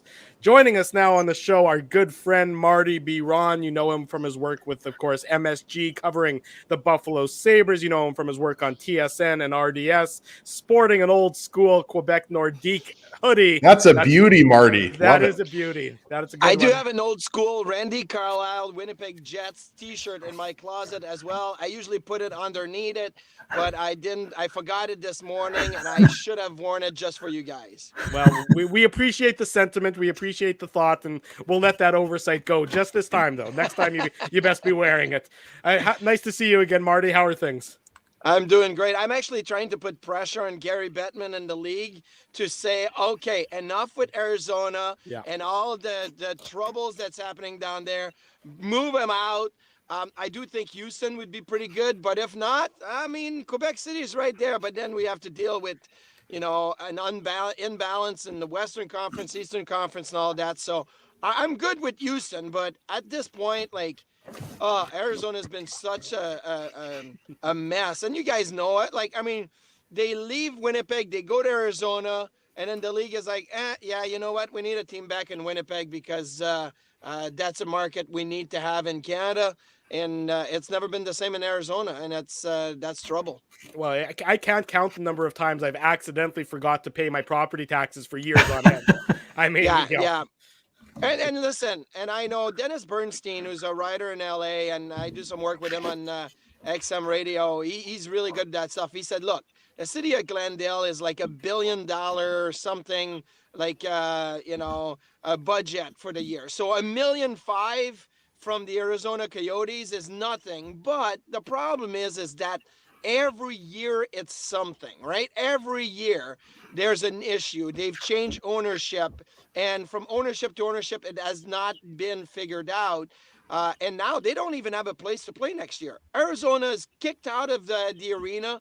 They're looking for a place to play. It's just, it's no good. It is no good, but we're not here to talk about the Coyotes. We're here to talk about the Buffalo Sabres, who are going to be in Winnipeg for their lone visit of the season come Tuesday night. Marty, I mean, the Sabres are unfortunately where we're accustomed to seeing them, which is towards the bottom of the Eastern Conference, towards the bottom of their division. 8-15-3 so far this season. If it wasn't for the horrendous years that the Senators and the Canadiens are having, they'd be right at the bottom. Why? What's going wrong this year? Is this sort of where you expected the Sabres to be, or is this just a continuation of what has plagued that franchise for much of the last decade? So I expected the Sabres to be where they are right now, but not in the way that they've done it. I'll tell you this. They started 5-1-1. They got unbelievable goaltending from Craig Anderson and a little bit from Dustin Tokarski. Then Craig Anderson got hurt in a San Jose game, and he's month to month right now. It's an upper body injury. We don't know really the details of it. But since he got hurt, it's been downward spiral from there. Tokarski had a couple of games where it was okay. He's had his struggle. Now he's on COVID-19 protocol, and I believe he's still not back in Buffalo because he got He tested positive when they were in Florida. And what happens is if you test positive on the road, you got to stay quarantined on the road until you get out of the protocol. So I don't think he's back in Buffalo yet. Aaron Dell has not performed well at all. They acquired Malcolm Subban from the Chicago Blackhawks. Actually, he was in the minors. He played one game. He got hurt at the end of the game. So now they're down to Ukko-Pekka Luukkonen, who played really well last night against the Rangers. He's been up and down. Like he hasn't shown really good consistency with the Rochester Americans, but he did win Player of the Week award a few weeks back. So he has the tools. But goaltending has been really, really tough for the Sabres. And I actually thought the Sabres weren't going to score a lot of goals. I thought, offensively, they don't have anybody, right? Like, they don't have Eichel anymore. They don't have Reinhart anymore. And not that Taylor Hall is having a fantastic year, but he's not there. Like, it just didn't feel like the Sabres could score. And early in the season, they did score a lot of goals. Tage Thompson really got himself going, and he's playing center now. I mean, that was a huge surprise, and he's had a great season. Jeff Skinner has found the back of the net at times, and last night against the Rangers, he had a really good game, just couldn't score, but he had 9 attempts, 8 shots on goal. Dylan Cousins has had a good season, although Cousins has not played with anybody of substance. At one point, he was on the line with Kajula and Hinostroza. And I'm like, please give Dylan Cousins some help. But he's been pretty decent. Dahlin has shown some numbers. He had some issues early in the season defending, but I think it's cleared up a little bit. So there is some really nice piece with the Sabres moving forward. Goaltending's been a really bad issue with them, and now they find themselves in a little bit of a funk. Casey Middlestat is out for a long term. He re-aggravated an injury. He got surgery a couple days ago. They hope he'll be back before the end of the season, but who knows? So that's really is what the Sabres are about right now, and they're struggling a little bit. And Marty, just sticking with goaltending, and then obviously, we want to talk, about, mentioned Eichel and some other players, on the Sabres who the Jets play next Tuesday, but you mentioned Ukko-Pekka Luukkonen, and that's what I wanted to ask you about, because he, of course, was the goaltender that was in net for the Zegras to Sonny Milano goal, the Michigan style pass. And I wanted to ask you not just specifically about how you thought Luukkonen handled that, but how you think goaltenders feel when that type of move is pulled on them. And then of course I also wanted to get in John Tortorella's comments, who have coached you in the New York Rangers, and he essentially, for those who haven't heard Torts' comments, he's basically he said it was a beautiful goal, but he's not sure how good that is for the game to have those types of goals. So just what is your kind of take on the Zegras pass to Milano, that goal, and how maybe goaltenders react when players try those types of moves and are successful with them? Okay, so goal of the year, number one, I don't care what else happens. This is the goal of the year. And probably the goal of many years. Since Svechnikov did his Michigan move a couple of years back, we haven't seen a goal that's been that great. And that's also considering Connor McDavid went through the Rangers and 4 guys and put it in the net, but I still think that the Zegras to Milano is the goal of the year for me. That's 1. 2, so for goaltenders, it's a hard play to dissect, because as soon as you see that Zegras has time behind the net and he corrals the puck and he puts it on his stick, you're thinking, I'm going to have to go to a post or the other, and I have to keep my eyes on the player and see where he's going to go. And so that's why Ukko-Pekka Luukkonen is looking, okay, I may have to go on my left, on my right, see where Zegras is going to go. He's a lefty, so it's probably going to be on the blocker side. So you lose track of what's happening in front of you. And what's happening in front of you is, number one, bad coverage by the Sabres. I mean, Sonny Milano is standing right there on top of the crease, and nobody put pressure on Zegras behind the net. So I really think this is one of the hardest plays for a goaltender to make, because usually when a player has the puck behind the net, you can peek in front of the net to see what's going on, because there's no really passing threat when somebody is behind the net. But what Zegras did is he opened a passing lane by going over the net, and all of a sudden you don't know what's in front of you. And most often when there's a play from behind the net to the front, It's a low play. So you're going to go low to the ice. You're going to take the bottom of the ice away. But this is a high play. It opens up the top of the net, right? So it's a very, very complicated play for a goaltender. The only thing that you may want to do, and if you look back at the replay, Ukko-Pekka Luukkonen, he watches the puck go over the net. Like, get your glove up there. Get something. Like, it's like you can cut that pass off. If somebody's behind the net and is looking to pass it over, use your glove hand. That was perfect for him. Now, if it's on the blocker side, it's a little bit harder because you have the stick and the knob could get caught in the net, and there's a few different things. But on the glove side, get your glove up to cut the pass and not let it go to the front of the net. But again, creativity. I love Torts. I'm a big fan of John Tortorella. Always liked him. Love talking to him. I think he's trying to just maybe put on a show. Like, come on now. Like, this is awesome. Like, to say that you're not sure if it's good for the game, and years ago he would have got his head taken off. Okay, well, I mean, after Hurdle scored a goal on me, I was going to ask. Like, our whole bench was upset. Well, why would the bench upset? Not because he pulled the puck behind his legs and scored, because it was his fourth goal of the game in a 9-2 game, and he was celebrating like he had just won the Stanley Cup. That's why the bench was upset, not because he showed tremendous skills and scored a beautiful goal. It's what happened after. And, if you look at Zegras and Milano, they celebrated, but they didn't go to center ice and, pumped it up and everything, which I think the Sabres would have been upset with if they did that. And the Sabres were fine with it. It was just a beautiful goal. Marty Biron is our guest on the Illegal Curve Hockey Show Saturday morning. We're live on YouTube. We're live on all of our social media platforms. Marty covers the Sabres for MSG. Buffalo in town on Tuesday night to face the Winnipeg Jets.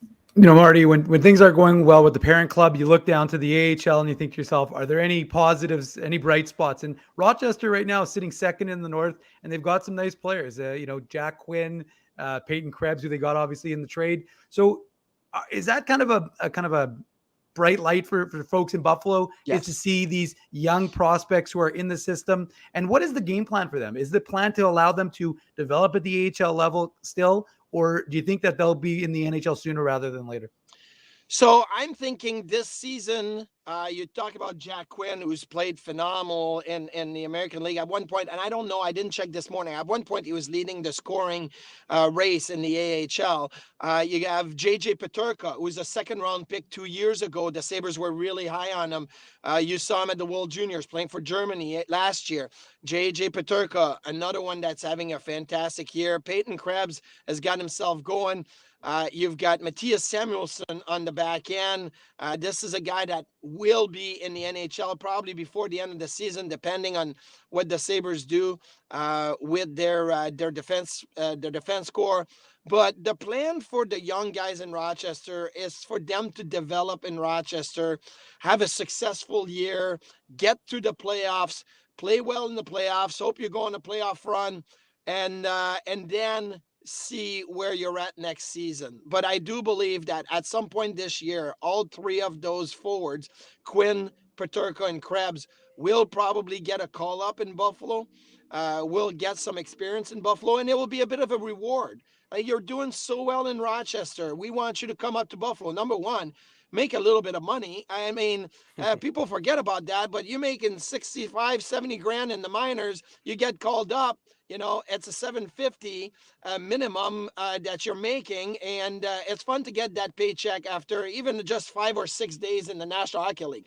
And that's from my own experience when I played in Rochester and I got called up and I was like, woohoo, I'm going to go buy a new suit. I'm going to go for a good steak dinner. It's going to be great. But it's a little bit of a reward, right? So you need those rewards for the players to know that their effort is not just being pushed aside. So I do believe we're going to see those guys. The Sabres have such a deep prospect pool right now. Looking at Owen Power, obviously going to be with Team Canada, the World Juniors, having a great season in Michigan. Eric Portillo, goaltender with Michigan's having a really good season. Devin Levi, acquired in the Sam Reinhart trade with Florida. Devin Levi was Team Canada's goaltender last year at the World Juniors. He's having a fantastic season. So they have a lot of high-end prospect. And if you combine that to the Cousins, Thompson, Middlestat, Olofsson, Asplund, there's going to be Dahlin. There's going to be some really good strides moving forward. It's just going to be another couple of years before you get the full effect of all of it. That's what I wanted to ask you about, Marty. You sort of mentioned him at the end of your sentence there, is Rasmus Dahlin. This is a guy who, of course, was a top pick of the Sabres, a top pick overall a couple of years ago. You know, where is he at in his development? Is he getting sort of worn down by the losing that he's experienced? You know, do the Sabres need to get more out of him? Sort of, you know, where is he at in his development on the back end for Buffalo? So the big question with Dahlin is, who is his partner? You know, every time you look around the league and you see a stud, you think they have a really good partner to complement them. Look at Adam Fox, right? He's playing with Ryan Lindgren. Like, Lindgren is not a fancy defenseman, but he's a stay-at-home and will help Fox, right? Cale McCarr was playing with what's his name? He's not there anymore last year, and this year's had a couple of partners, but finding a partner is the biggest challenge for a young defenseman. Ryan Graves, I think, is who you were thinking of, Marty. Yeah, that's what Ryan Graves. Yeah, that's and it was a great pairing. And then obviously they lost Graves, and they were going to lose him at the expansion draft, so they made a trade. But still, finding a partner for a young defenseman like Dahlin is the number one priority, and the Sabres haven't found that yet. They were thinking Henry Jokiharju was going to be his partner, and Jokiharju got hurt in the first game of the season, and now last night, for the first time, they've gotten paired back together. So I would think that when Buffalo comes into Winnipeg this week, they probably will be a pairing, but I still don't know that Jokiharju is that guy that should be playing with Rasmus Dahlin. So Dahlin's played. I'll say this. I'm a big defender or protector of Rasmus Dahlin. I'll tell you when he's terrible, and he's had a couple of one-on-ones where he got completely, schooled this year and looked terrible, and they resulted in goals. And I'm like, hey, it's the NHL. You can't get beat one-on-one like this, right?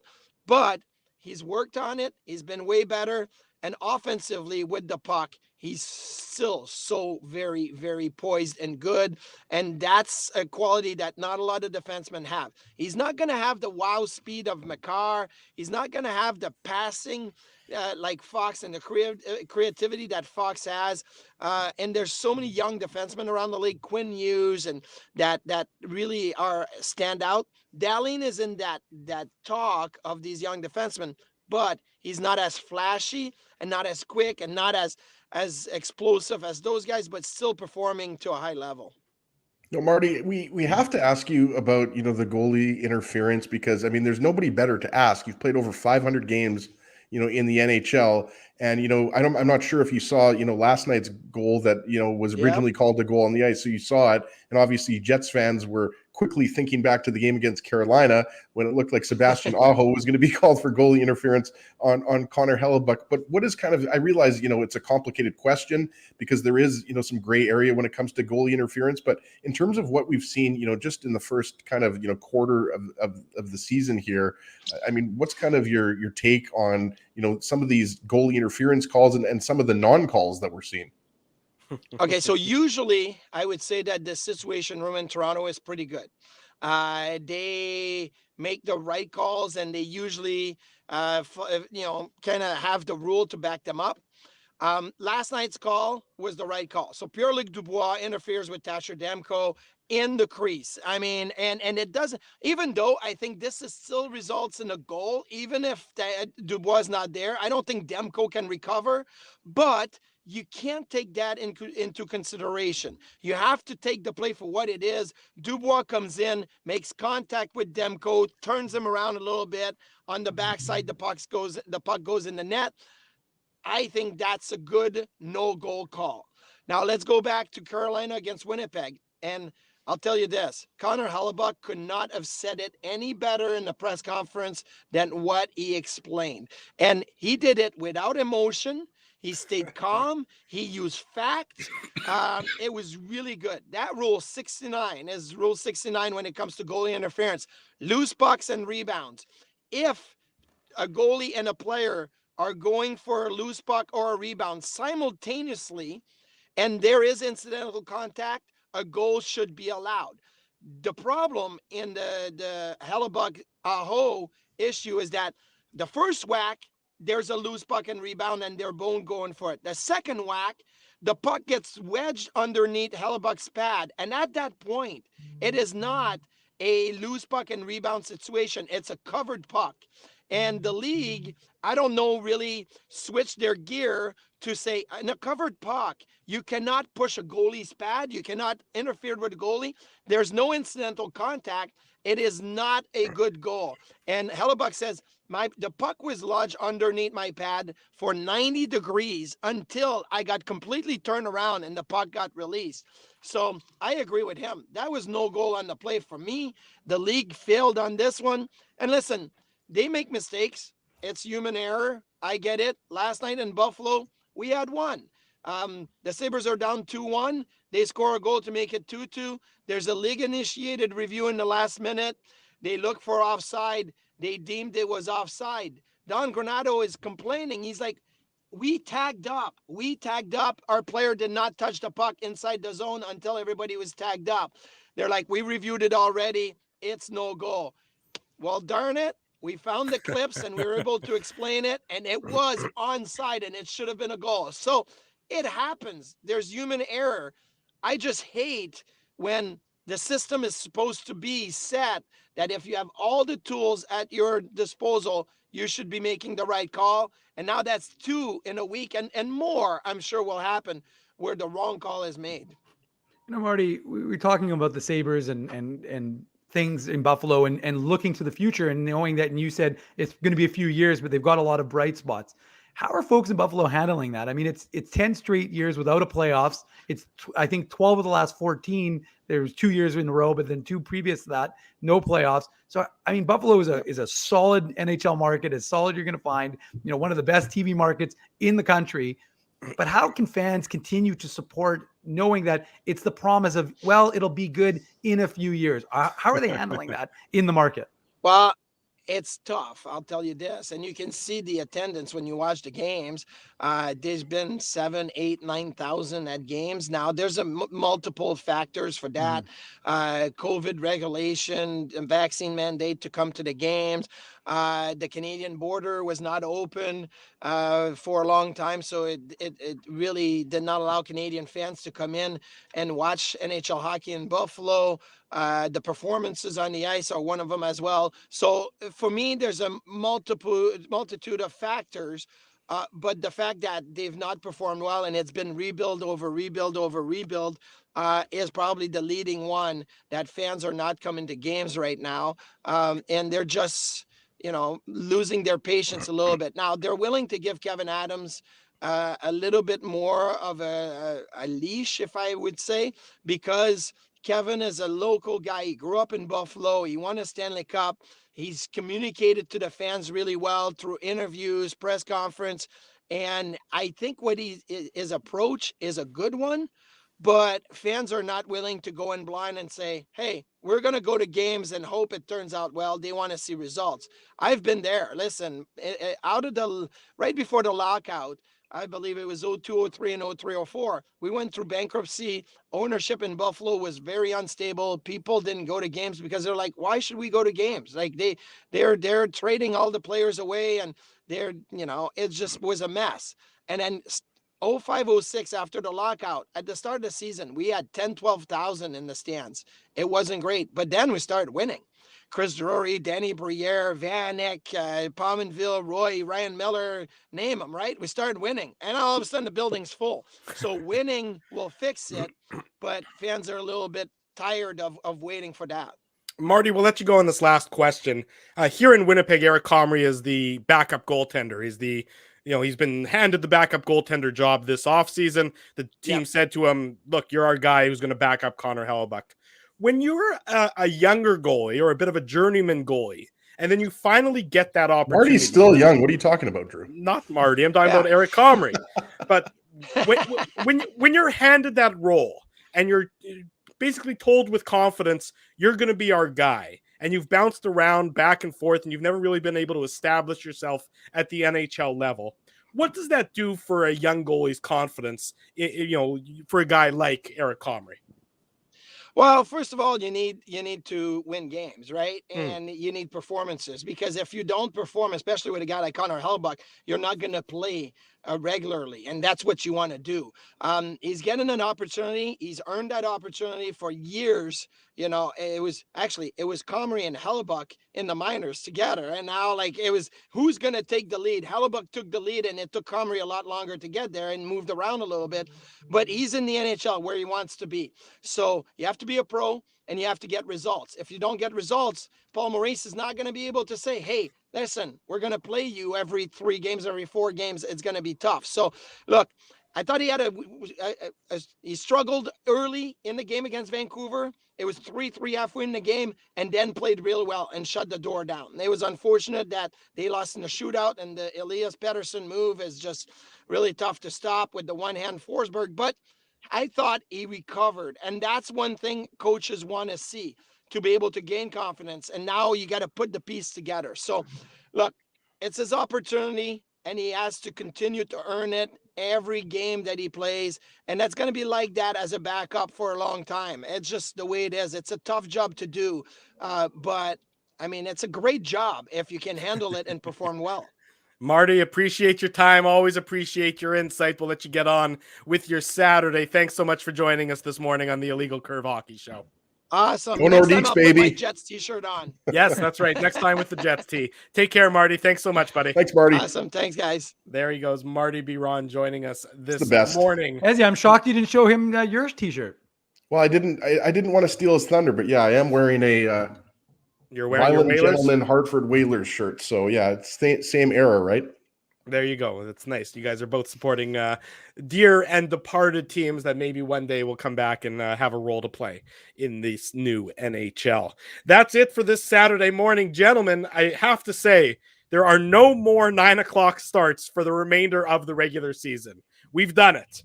It was a back-to-back late nights. It's been really so many late games so far this season, but we're through that.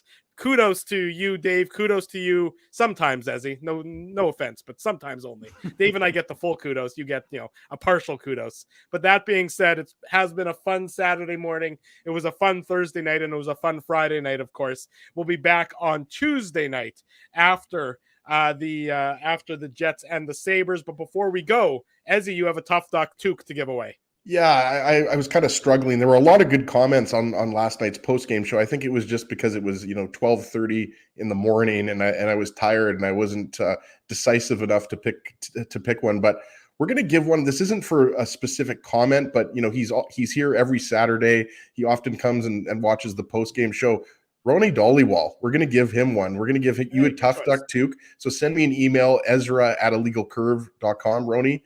And I hope I'm pronouncing your name right. I imagine it's Ronnie or Ronnie, but I think it's Ronnie. So send me an email again, ezra@illegalcurve.com, and then Tough Duck will ship you out a toque. And even though it's a little milder, you can never have enough good quality toques made right here in Manitoba. So congratulations to Ronnie. There you go. Good choice there, Mr. Ginsburg. We remind you, after every Winnipeg Jets post-game show, we have the Tough Duck hardest hitting comment. So join us on Tuesday night after the Jets and the Sabres. Post-game right around 9:40, 9:45, thereabouts, back here on our YouTube channel. If you haven't done so yet, smash the like button, subscribe to our YouTube channel, subscribe to the podcast, tell your friends and family, leave comments on the YouTube, leave comments on the podcast, tell everybody that the place to be after each and every Winnipeg Jets game and on Saturday mornings is the Illegal Curve Hockey YouTube channel. We want to say a big thank you to our sponsors. They make this show. They make the website a possibility. Rumors Restaurant and Comedy Club, Linden Market Dental Center, Zappia Group Realty, Bernstein's Deli, Tough Duck, Boston Pizza, Seagram's, Rolly's Transfer, and our friends at Grid Park. Support these fine businesses because they support Illegal Curve Hockey. The Ginsburg guarantee has been handed out. The Tiger Cats are going to win the Grey Cup tomorrow, which means we'll all be celebrating a Blue Bomber victory right around 8:30 or so p.m. tomorrow night. Let's go Winnipeg Blue Bombers 2 years in a row, or 2 games in a row. They should hopefully be Grey Cup champions. Before we wrap here, Drew, I think people really want to know, Dave, what Drew's Grey Cup meal is going to be tomorrow. We're ordering pizza. I'm going to go to my folks' house, and my mom has Nice. already told us that she's ordering some pizza. Oh, So we'll watch the game with my you can't folks. go wrong with that. I mean, I was assuming you might eat a rack of ribs or a half chicken or something, but yeah, pizza will do. Guys, I mean, the Jets are off today. They're traveling back to Winnipeg, and they're off tomorrow. Does that mean after tonight's Moose Griffins game, we should do a post-game show? Anyone? No, that means after the... Anyone? That means when this show ends in the next minute or so, I'm planning on blocking both of your phone numbers until about Tuesday afternoon. That's fine. But Drew, just remember, you got to let the people know. IllegalCurve.com will be their home for all the latest Winnipeg Jets and Manitoba Moose news, video, and audio. So we'll have a complete recap. I will be at Canada Life Center tonight. Are you bringing the teddy bear? It is teddy bear toss. It is teddy bear toss. I don't think we're allowed to throw from the press box, despite the fact that the players were clearly doing that. The Moose had a video clip up of that yesterday. So, no, I won't be bringing it. I mean, maybe I'll bring it. I can be your teddy bear if you want to throw me on the ice, Dave. That's right. Bring Ezzy and chuck him on the ice. It'll be a group effort. And actually, if you're going to the Winnipeg Ice, they are also doing, for some reason, they're doing their teddy bear toss tonight as well. So if you're going to the ice, I mean, it's a good, it all goes to a good cause. So make sure you bring a teddy bear if you're going to the Moose or the ice games tonight. But should be some good Saturday night hockey for folks who are so inclined. We've given away 4 tickets for tonight's game. 2 pairs, actually. So maybe some guys from the chat will be becoming friends. We don't know, but they'll be sitting right behind the bench, the Grand Rapids bench, the really cool seats. So we'll be there representing and covering the team. And then there's some really good stuff in the recap yesterday from the Moose. So if you haven't checked that out already, LegalCurve.com. There you go. Well said, Mr. Minuk. He's a company man. Thank you to everybody for joining us on Thursday night's postgame, on Friday night's postgame, and again this morning. We appreciate the love and support, and that's why we do this all the time. Our friends at Winnipeg Sports Talk have a special Grey Cup edition of their show that's starting now, if it hasn't already started, so you can check that out over on their YouTube channel. Get you set a little bit more for tomorrow night's big game between the Bombers and the Tiger Cats. For the human teddy bear, Ezra Ginsburg, I should say. For Dave Minuk, I'm your host, Drew Mindell. If it's Saturday, it's the Illegal Curve Hockey Show live on our YouTube channel and all of our social media platforms.